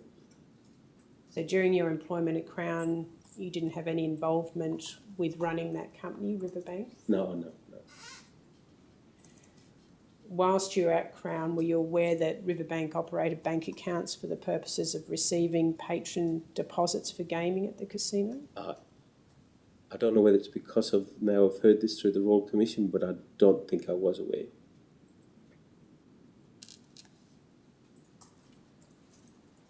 And in fact, just refreshing my memory here, I do recall in my final months or whatever it was of working at Crown, as a consequence of some inquiry that was going on, I think it was Claude or Josh came to see me about those accounts, and I pointed out that we ordinarily send details of the casino wagering account to the Commission in the pack of documents. So I think Claude and I were charged with meeting with the finance people to see what was happening there, and it was there that I realised that they weren't doing that. And I said, I don't know why you have. They couldn't offer me an explanation why they weren't doing it, because it had been a requirement for forever. Anyway, so we went about asking them to compile as much data that they had available to send to the Commission in retrospection. And when was that sent to the Commission? If I said 2019, 18, I think I couldn't give you a time, but I know for a fact I may have even made a call to the department to explain this is what we had been brought to my attention, because that's what I did, and that letter went off immediately to the department. Who did you speak with at the department? I've been trying to recall this. I think it might have been Miss Perry. Nicola Perry? Yes. But I'm only, because as I said, people rotated through that job, and I had a lot to do with Nicola over the time.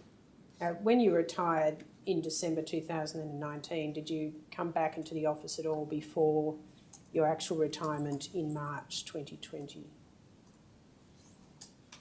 No. So you stopped duties in December 2000. Oh yes, sorry. Yes, no. I had when I finished in December, I'd finished. Other than I think I popped in at some stage after March. They invited me in for a Friday afternoon drink or something. So, given that you left in December 2019, and you said you think this conversation with Mr. Murray and Josh happened in 2019, or? Look, there is a letter on file that would give you a definitive date. And who would the letter be from to whom? I don't know whether... I think Josh might have signed it, to be honest with you, because he ordinarily, over the last few years, would sign those letters to the Commission. And what did the letter tell the GWC? I can't remember the specifics, but other than the fact that there's been an oversight by the Finance Department and obviously apologising for that.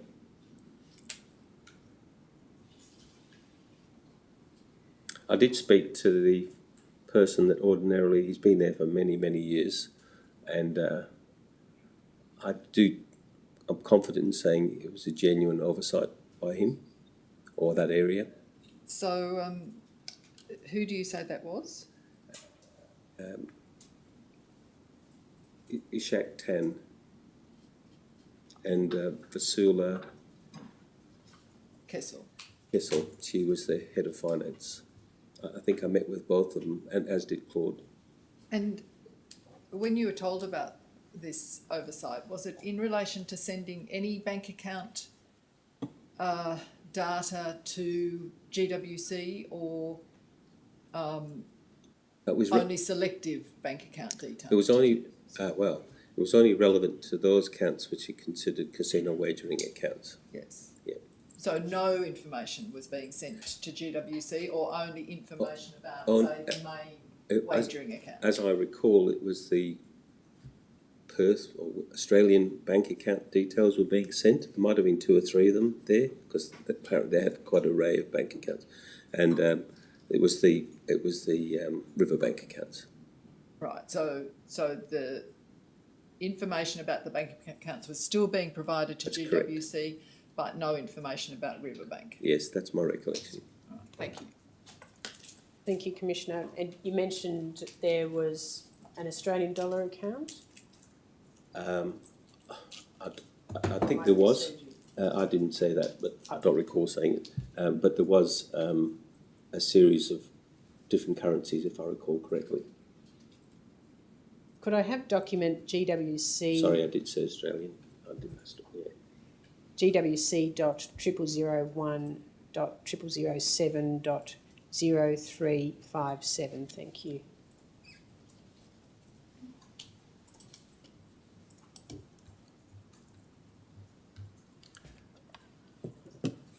Oh, there you go. Yeah. Is that the letter that you're referring to? From the 23rd of August 2019? Yeah, that's it. It was Nicola. At paragraph 2 there, direction 4.1, little c, a copy of the bank reconciliation statement in respect of each casino wagering accounts. Sorry? It's just reconfiguring. Oh, sorry, that my screen is just reconfiguring. Yeah, mine's gone blank too. What I was going to ask you was, it seems to be saying that there was more than one account that's being provided. Right, okay. Each of the casino wagering accounts. Yeah, there's a requirement, without reading direction 4.1c, there is a requirement for those accounts to be sent to the Commission. But what I'm asking you is, your recollection, I thought, in your evidence to Commissioner Jenkins was that it was only the Riverbank account that hadn't been provided to that point. Well, I'm only, all right, let me read this properly then. Let's go.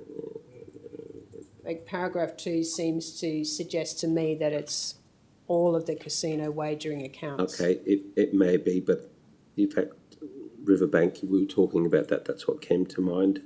So whatever was included in that letter at the time is relevant to our discussion.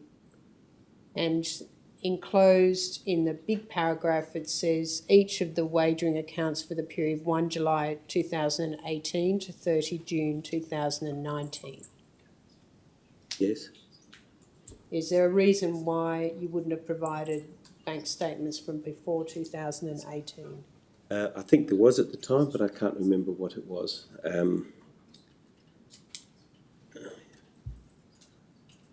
I just can't recall. I don't know whether they didn't have them, to be honest with you, or some other reason. Well, it actually says, see the last paragraph, should the department require bank reconciliation statements for earlier periods, please let us know. Okay, and my recollection is we never heard anything further. But you said in your evidence before the break that you'd been told to be open and transparent. Yes? With the department. If you're following that philosophy, shouldn't you have provided upfront all of the bank statements? Yes, in hindsight, yes. Is there a second page to that document? Could we see the whole letter? And it might have been, I discussed it with Nicola, you know, I don't recall. Do you want us just to give you this lot for now, or I just can't remember.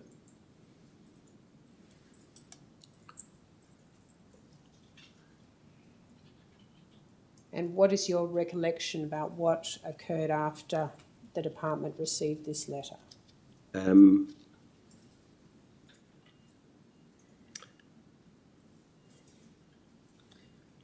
Well, firstly, I don't think we I never received or were instructed to provide any further information to do with previous accounts, which is the question you're asking me. I seem to recall there might have been a call from Mick Connolly, but I don't know whether it was to me or Claude or Josh, but again, I could be wrong. And how soon after they would have received that letter would Mr Connolly have made that call, do you think? I would expect not long after that. Would there be a file note of that call? I didn't make one, no. And I'm only surmising, I'm just pulling the back of my brain, but I just can't remember. Is this a matter that would have been put on the agenda by Crown for the department operation meetings? I'd have to check the minutes to find out. Would you have considered this was a serious breach of Direction 4.1 little c? Yeah, I think any breach of the direction can be serious on the surface of what is there. And that's often the case, that the Crown would at times not adhere to procedures, rules or whatever. And it was a matter of establishing exactly what transpired to determine whether it was deliberate or otherwise. And then for the regulator to determine what action it wishes to take. But yes, I consider a breach of the directions up there. It's akin to breaching the law. But there was no action taken on this occasion? Not that I know of, no.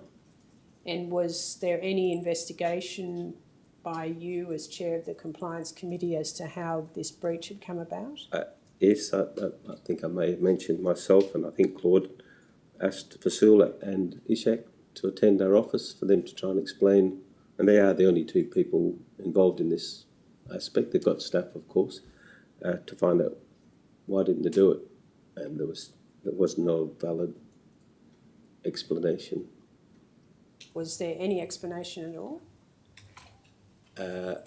Other than my recollections, we didn't think we had to, or something to that effect.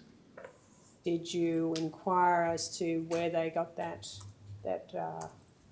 representation from? I'm surprised that they have formed that view, because that information, as well as the information contained in 4.1b, had been provided to the Commission since day one of the casino opening. Not that those people were there since that time, but certainly they are important. And even within the compliance framework, which is, I'm glad I'm getting this out, is any requirements legislatively or otherwise, we either copy the letter or the relevant aspect of the legislation within the compliance program of each department for them to know where this requirement comes from. So there's no doubt in their mind that it's buried in some bit of legislation. So if there's a letter there seeking the Commission, us to send stuff to the Commission, it can get lost in time. We made a point of uploading that into Cura, relevant to the department concerned, so they know what to do and where this request is coming from.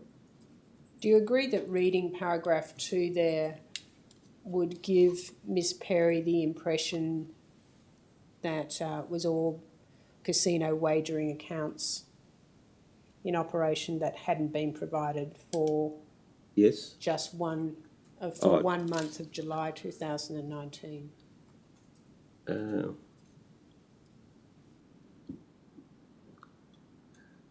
Yes, I never thought of it that way, but yes.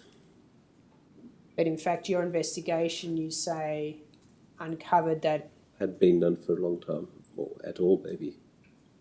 Well, Because they couldn't, the relevant letters that were being sent and the supporting documents, my recollection is they didn't have them there to show me. Because ordinarily I would keep copies of anything on my file I would send to the regulator. Some departments may have just got rid of them after a period of time, it seems. But in your investigation, when you talked to Ishtan and Kasula, yeah. were you asking them specifically about the Riverbank bank accounts, or were you asking them about all casino wagering accounts? I seem to remember it was only specifically the Riverbank, because that's what came to me through Claude or Josh. And it was their statement that they'd never provided those? Words, yeah, Yes. And did you have that conversation with them before you drafted this letter? Oh, yes, yes. Yeah. And And equally, we met with Josh, and he was quite furious. He doesn't normally get furious, but he was furious, maybe because of the circumstances and what was going on. and just so I'm clear, did you draft this letter on behalf of Josh, or did Mr. Preston draft? No, I think Claude and I may have drafted that letter together. The contents of the first part is standard monthly information. It's that additional paragraph there to do with, as discussed with Mr. Paul Hume, that myself and I think Claude drafted, although it's not. Yeah. And in the telephone call that you said you also made to someone in the department, and you think it was Mr. Connolly? No, I seem to remember he may have rang us, but I couldn't support that with any evidence. And can you recall what you specifically discussed with him? I don't know whether he rang me or Josh or Claude. And what prompted Mr. Preston to come and ask you and Mr. Murray about the Riverbank accounts that led to this letter? I can't recall, but it may have been to do with what was going on in Melbourne, I suppose. And what was going on in Melbourne? That inquiry, as I understood it.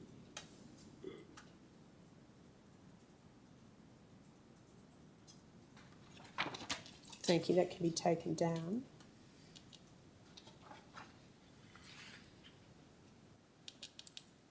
And apart from the finance team, did you know who else in the organisation had access to the Riverbank bank accounts? No, I don't.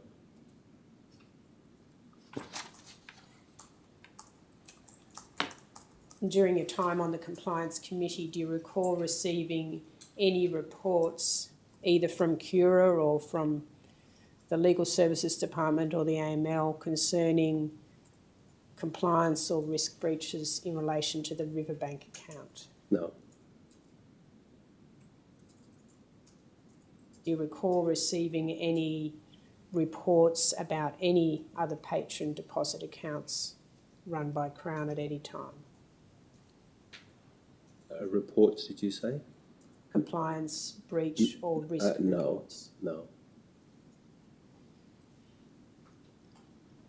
Were you aware of which bank in 2019 the Riverbank Investments was actually with, the patron bank account was opened with? No, I don't, no. Did you make any inquiries of the finance team as to how long there had been a bank account in operation for Riverbank Investments? No, I didn't. Is there a reason why you didn't do that? Oh, I just wanted to make sure why we didn't. No, I didn't think of it, to be quite frank. Did you have to report back to Mr. Preston or anyone else higher up in the organisation what the outcome of your investigation with the finance team was? Yeah, absolutely. Yeah.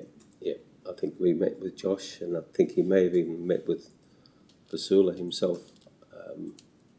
But you'd have to probably speak to him about that. And did this event end up on Cura? I can't recall. I would hope so, but I can't recall. So in your opinion, it would have been something that should have ended up Yes. on that program? Yes. And should have been brought to the attention of the Compliance Committee? Yes. Were you aware that in 2014 that the ANZ Bank had raised concerns about a Riverbank account with them? I had heard through Claude that was some account that was going to be closed, now that you said that. Did you hear that in 2014 or at a later time? I can't recall. And Mr. Ken Barton was dealing with it or something, but I don't get involved in the bank accounts, so it just went over my head. And in answer to that question, you said you heard from Claude that an account was going to be closed. Or, so was something like that. So a bank account was going to be closed, or so the conversation with Claude was along the lines of this is going to happen, not it has happened. something like that. Yes, I couldn't be definitive. I just remember back of my head something about a bank account was going to be closed, and Mr. Ken Barton's dealing with it. And do you recall which bank was going to close the account? No, I don't.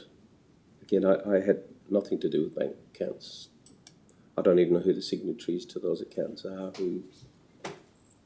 how many there were, to be honest with you. Did Mr Murray tell you why it was going to be closed? I don't recall. Is that something that would have sparked your interest, do you It think? probably should have in hindsight. But I see it as something that it's at that level of management for them to deal with. So why was Mr Murray telling you? He just fleetingly told me stuff as we sat next to each other.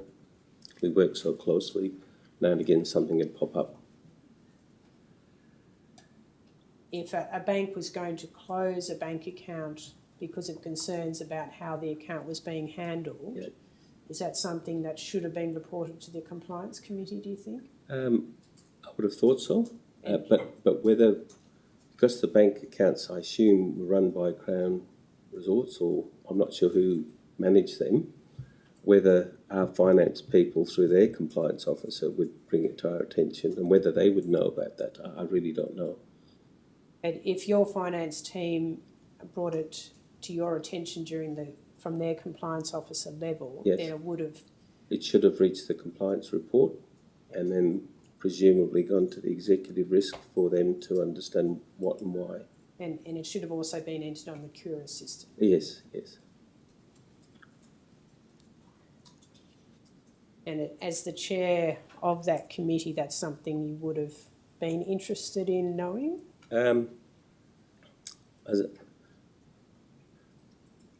If it's a resort matter, I'd probably not get too involved because there was a lot of things that were confidential at that level. Not even I was privy to a lot of that stuff, as you would expect. But yes, potentially, I would. If it had come to the finance department's attention, which I don't know if it did or didn't, but assuming it did, I would expect that, and if they were managing that account, that they would raise it in the compliance report in terms of a bank had decided to close the account for whatever reason, and we would explore it from there. Well, if the finance team were the ones that were responsible for sending the bank accounts to the regulator, Yes. then they would have had oversight over a bank closing an account. You would think so, yes.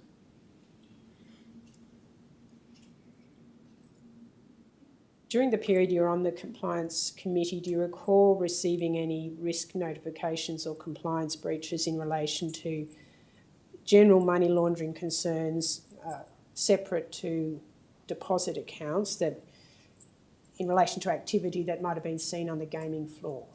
I do recall, and I'm not sure it's a police matter, but I do recall the police seeking Crown's assistance in regards to an individual. Not sure if I should. Anyway, this individual was ultimately arrested in the casino by the police with a wad of cash. But if a Crown employee on the gaming floor, like Yes. a table dealer or an EGM attendant, had observed some behaviour or conduct by a patron, what would be the process for them You'd expect them to reporting? raise it with their direct manager, and then ultimately they ordinarily contact surveillance, and they would do some observation work or reviewing footage of anything that might have occurred, and then you may get some reporting from that. So it's a matter of gathering the relevant evidence. But yes, every employee is trained to be on the lookout for potential money laundering. And at the compliance committee level, do Yes. you recall seeing any incidents of what you've just described? Only the one that I've talked about, and that transaction was about to occur at the cage. So from 2007 to 2019, you only recall seeing one incident Yes, that comes to my mind. that originated from the gaming floor where an employee had raised a suspicion. Again, I don't know the source of that information. It was all kept confidential. I think because it was involving police, it only came to my attention after the person had been arrested. But to be more specific, did Yes. you ever receive at the compliance committee level some notifications that a lot of cash had been stuffed into particular EGM machines, or that there'd been bags of cash on the gaming floor, No, I don't recall seeing anything like that. or junkets had left bags of cash in the salons. There was an instance where a junket group was in, and they all just simply walked out of the room and left a lot of gaming chips with lots of money. Just, I mean, talking millions of dollars just laying there. So not cash. Whether there was cash in a bag, they had left bags there as well. Whether there was any money in that, I got a call from Table Games saying, "What do we do?" And I just said, "Make sure you get surveillance." Looking at that room, the door locked, and if I recall correctly, positioned a security officer, don't let anyone in that room till if you want any allegations from the patrons that somebody had taken their chips or money. Now, I know there was some personal effects in that room, clothing and handbags or whatever, but I just remember that being brought to my attention, asking, "What do we do?" They just all walked out. So I just said what I said. And did you follow it up in any other sense? Did you take that up with any other? No, they did it a couple of times apparently during their stay. And the person I dealt with, he's the compliance officer within the table games department and a senior manager. And I'm confident Wayne would have followed through with what I suggested.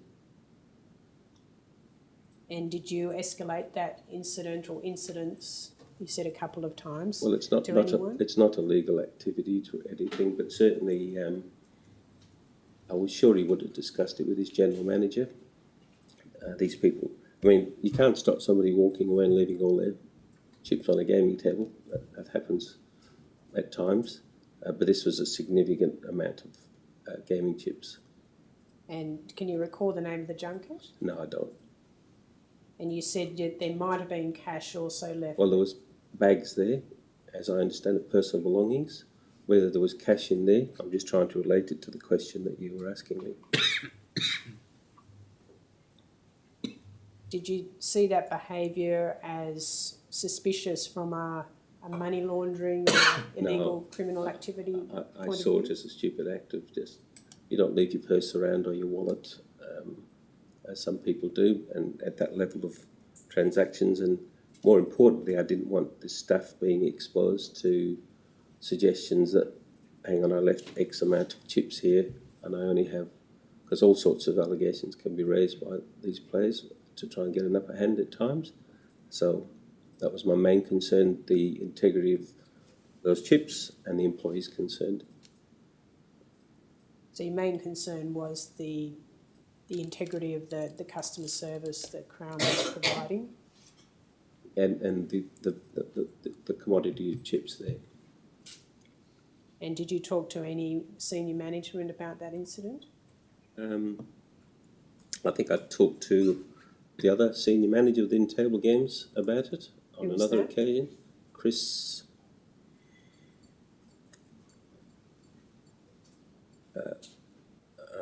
Can't think of his surname. And was that incident reported to the regulator? I think I might have rang them and explained what we've done, and they couldn't believe that patrons would just walk away and leave those chips. Who did you speak with when you... Again, it may have been Nicola, but again, this was some years ago. So apart from ringing the regulator, did you send any correspondence or raise it in a formal sense? No. And you spoke to Wayne, who was one of the managers up in the Pearl Room? Yes. No, he's you have a general manager, and then there's two, I forgot Wayne's title, but there's two sub-managers. They're very senior within the table games department. And he's also he was the compliance officer for table games. And he's the one that rang me.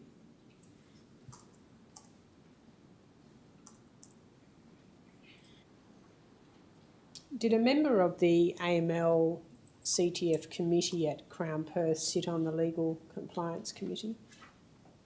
A member of the... AML team?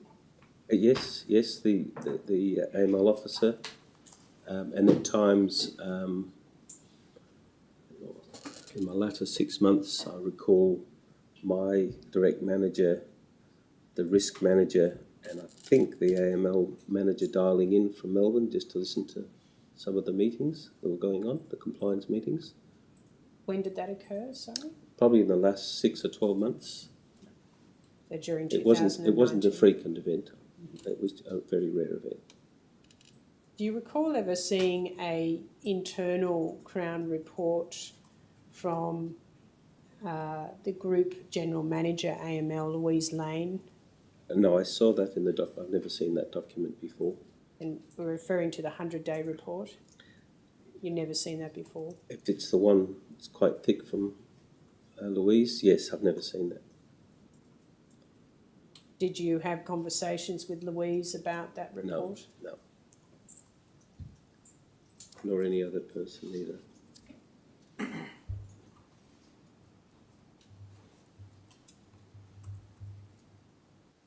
That report was done in April 2018. It's dated the 30th of April 2018. Did you have a chance to read through that report No, yesterday? I didn't. I tried to read as much as I could yesterday. I'm a bit of a slow reader, so I got to about page 4 or 5 and I went, I've never even seen this before, so I can't talk to it. When you got to about page 4 or 5, did you get a sense that it was about the Riverbank account? And No, I may not have even got that far, to be honest with you.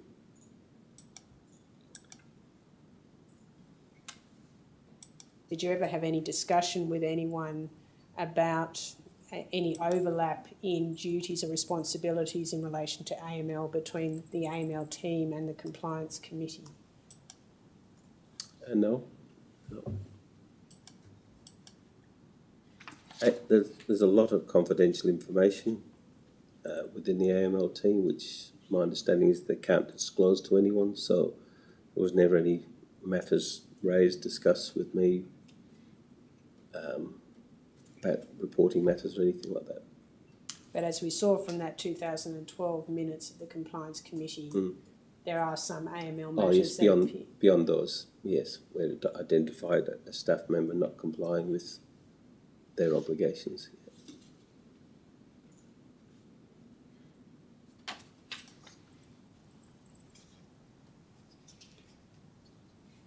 Did the Chief Financial Officer of Crown Perth, did they have to attend the Compliance Committee meetings?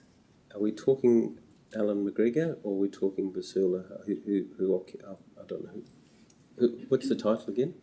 CFO. So Mr. Crown Resorts? It was Mr. Alan McGregor and No. Mr. Craig Spence at one point in time. No. No?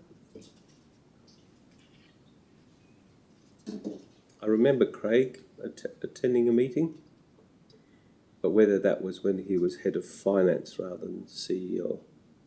I remember Craig attending a meeting, only one.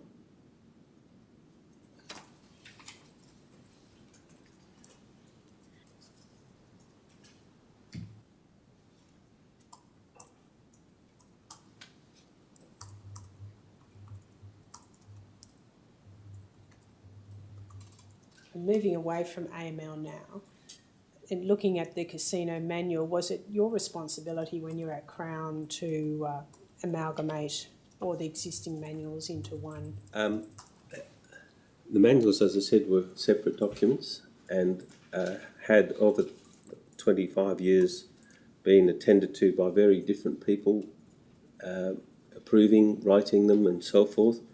I felt they were getting a bit unwieldy. I came up with an idea which I had intended to be improve the manual, and myself and the internal audit manager at the time sat down and come up with a strategy. We put it to the executives. They liked what we saw. We put it to the commission as an example. They were receptive to that. The manuals themselves are the responsibility of each department because they are their procedures. And they would ordinarily come to me. But that manual, unfortunately, has taken quite a long time to get to a stage, because I think we started in 2010, to get to a stage of being a complete rewrite. I think it might have finished literally the month before I left. You've been described by another Royal Commission witness as being the primary interface between Crown and the department. Would you, the regulator, would you agree with that? Look, on the day-to-day stuff, yes.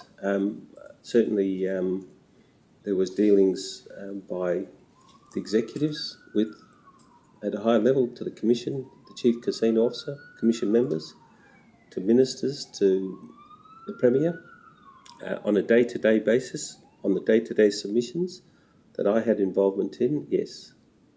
And during the entire time you were with Crown, Yes. was Mr Connolly the Chief Casino Officer? No, there'd been, well, I think, as I said, can't remember now, but there was David Howelch, I think there was Janine Belling,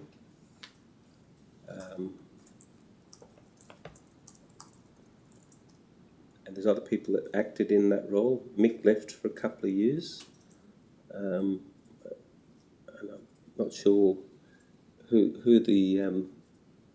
was the Chief Casino Officer during that time. I just can't recall. And when you left the department in 2007, did you consider that you had a personal and a professional relationship with Mick? Yes, Mick and I go back a long way. I think I've spelt that out in my statement. I knew Mick from 1990. We crossed paths a number of times throughout the 10 or 12 years I worked at the department. He wasn't in my team as an officer. We have, as a group, at times met socially, and then returning back to the department, and Mick and I shared the same office. We're actually sitting back to back. Probably got to know him more in that 10 months than I did in the previous 12 years I had dealings with him. And then over time, having the role I'd occupied. And when did you start going fishing with him and going out on Contrary his to boat? what, I'm not a real fisherman. I'm not, but I was asked to go fishing, I think 4 or 5 years ago or something like that. And that was the first occasion? Yes, and Claude, quite rightly so, said, look, I'll speak to Josh and Barry, or Josh, to see if they had any objections for both of us. I didn't think it was necessary for both of us to go forward like two school kids asking for permission, but Claude did that. And then Mick equally came back and said, look, he's spoken to the chairman of the commission and he had no objections. I think I went fishing with Mick from a fishing perspective, I think 5 times maybe, or thereabouts. And I think I went out fishing, crayfishing with him on about 8 occasions. I did it mainly because I enjoyed the company of and the banter that went on between us. Why did your friendship Flourish? Well, why did it flourish? Yes. Yeah, okay. As I said, I didn't have a lot to do with Mick. I got to understand him more. He's a man that wears his heart on his sleeve. He's probably one of a handful of officers at the DRGL that has good work ethic and sound understanding of gaming operations. I at times felt sorry for him for the workload he was under, and I was a bit of a sounding board for him at times. And our friendship grew from there. And we would chat about all sorts of things, whether it be his desire and his skydiving, which he taught me into doing, which I'll never do again, to be honest with you. And then our children and old acquaintances that we used to work with. And that's how it flourished. And I decided, although we got out a couple of times with our wives, when I retired, I invited a few people back to my home for a Friday night drink one night, because I wanted to keep that sort of friendship going, having retired. So you say that you're a bit of a sounding board for Mick. Yeah, as I seem to have attracted a lot of people over my life. People come to me and talk to me about all sorts of things. But yeah, Mick, I understood Mick a little bit more, and he was just under a bit of stress at times. Yeah, you said he had a heavy workload. He appeared to, based on what he was telling me, yeah. So and taking on the new role with the merging. So the new role for merging, that happened, I think, in about 2017? the machinery Yeah. government. Yeah, I can't remember, but Changes. yes. Is that the period of time you're talking about? Yes, and probably a little bit before that, I got a bit closer to him. Yep. So how long before? A year or much time two. before Well, probably when he, I don't know when he returned back to the department, and it was then that I started getting a little bit more friendly with him. I've always maintained a level of banter in my communication with people. I find it helps ease the stress and strain of work on a day-to-day basis, and it's worked well for me in terms of building relationships with people over the years. And are you aware of where he left the department to go to? Yes, fisheries. He probably rang me a couple of times while he was there. Maybe sort of was thinking about that when I was having a break. I think he rang me 2 or 3 times, see how I'm going. And did he discuss work with you on those occasions? No, it was all about his new role, what he was expected to do, some new system they were implementing, and he was charged with that. What he'd been doing with himself, his daughters, which I've heard of over the years growing up, as is my children. So once he came back to the department after being at fisheries, was it from that time that you became a sounding board for him about? A little bit, yes, yeah. And what did you used to discuss? Anything, day-to-day frustrations we all have at our work. Families. He loved his skydiving and his fishing. He just obsessed with it. He ultimately became obsessed with his skydiving. He was always showing me his GoPro videos he'd had, competitions he was entering, and obviously work, because it wasn't all about social. And what aspects of his work did he discuss with you? Operational matters, as and when he whilst I would near the end dealing with a lot of his directors, he'd come to me and may not have the entire clarity that he needed, so he'd come to me and talk to me about a submission, explain it a bit more to him, so he's better equipped when he attended the commission meeting.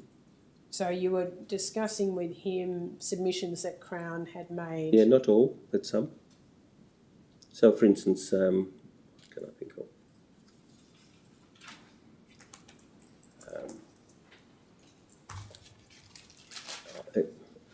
Again, I can't. It might be about metered revenue.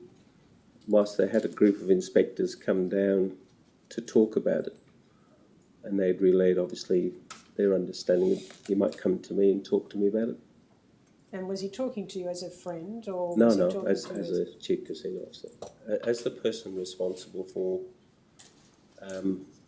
providing information to the commission, determining whether or not to approve it. The table supervision levels one is another one that came to mind. The letter went to him, and I remember him ringing me. He said, "Paul, did you write this?"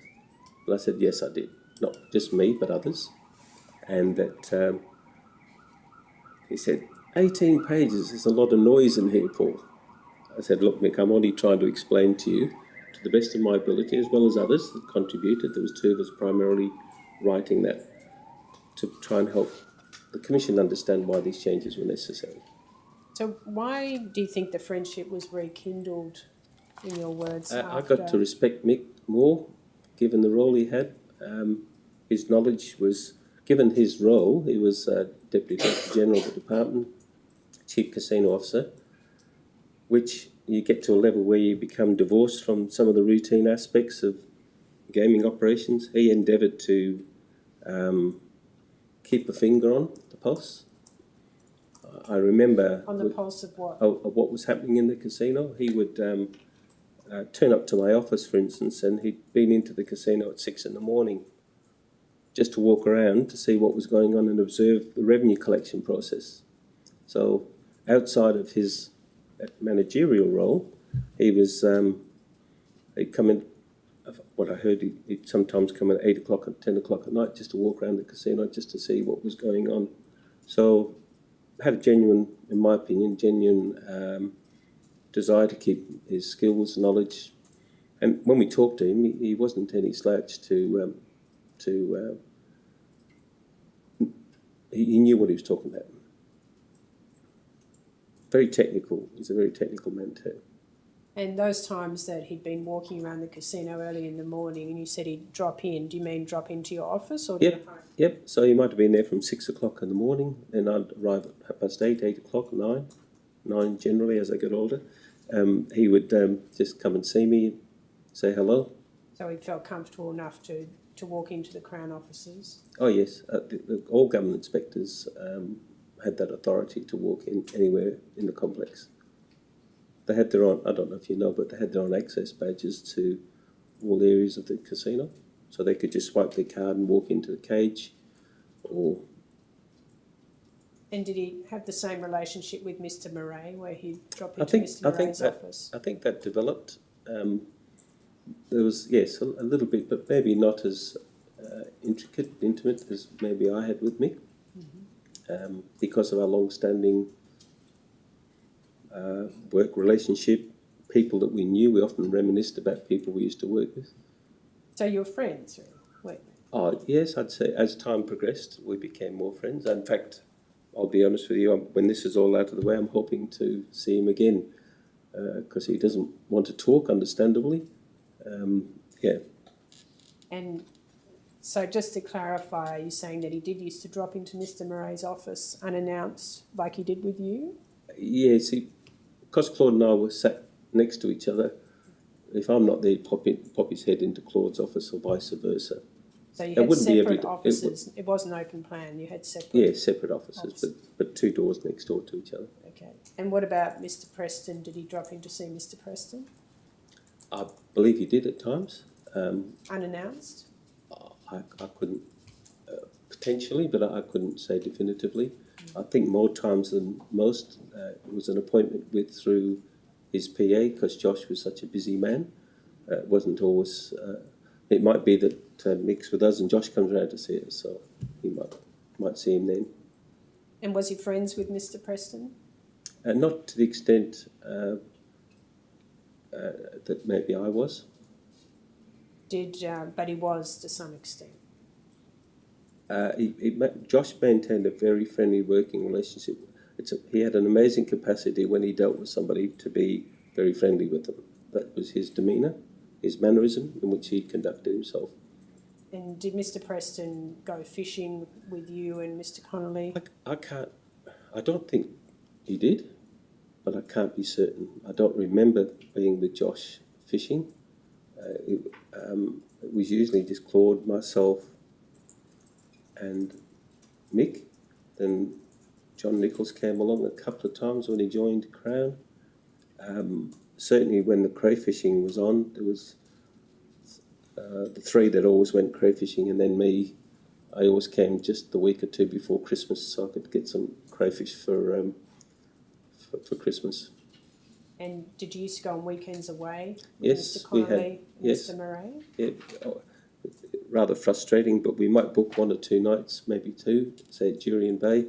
Invariably somebody had to leave, so we all left a day early, but yes, there was stays. Even on one occasion, we thought we'd try Mandurah to do some fishing, and my parents and I have a little duplex down there, so I said, look, why don't we go down there, save us spending some money for accommodation. And did you go to the Mackerel Islands? No, I'm not that keen on fishing. Do you know if Mr. Murray and Mr. Connolly went there? I believe they did, yes. Did Mr. There might have Preston, been another person too, I think. Did Mr. Preston go on any of these nights away? No, not that I can recall.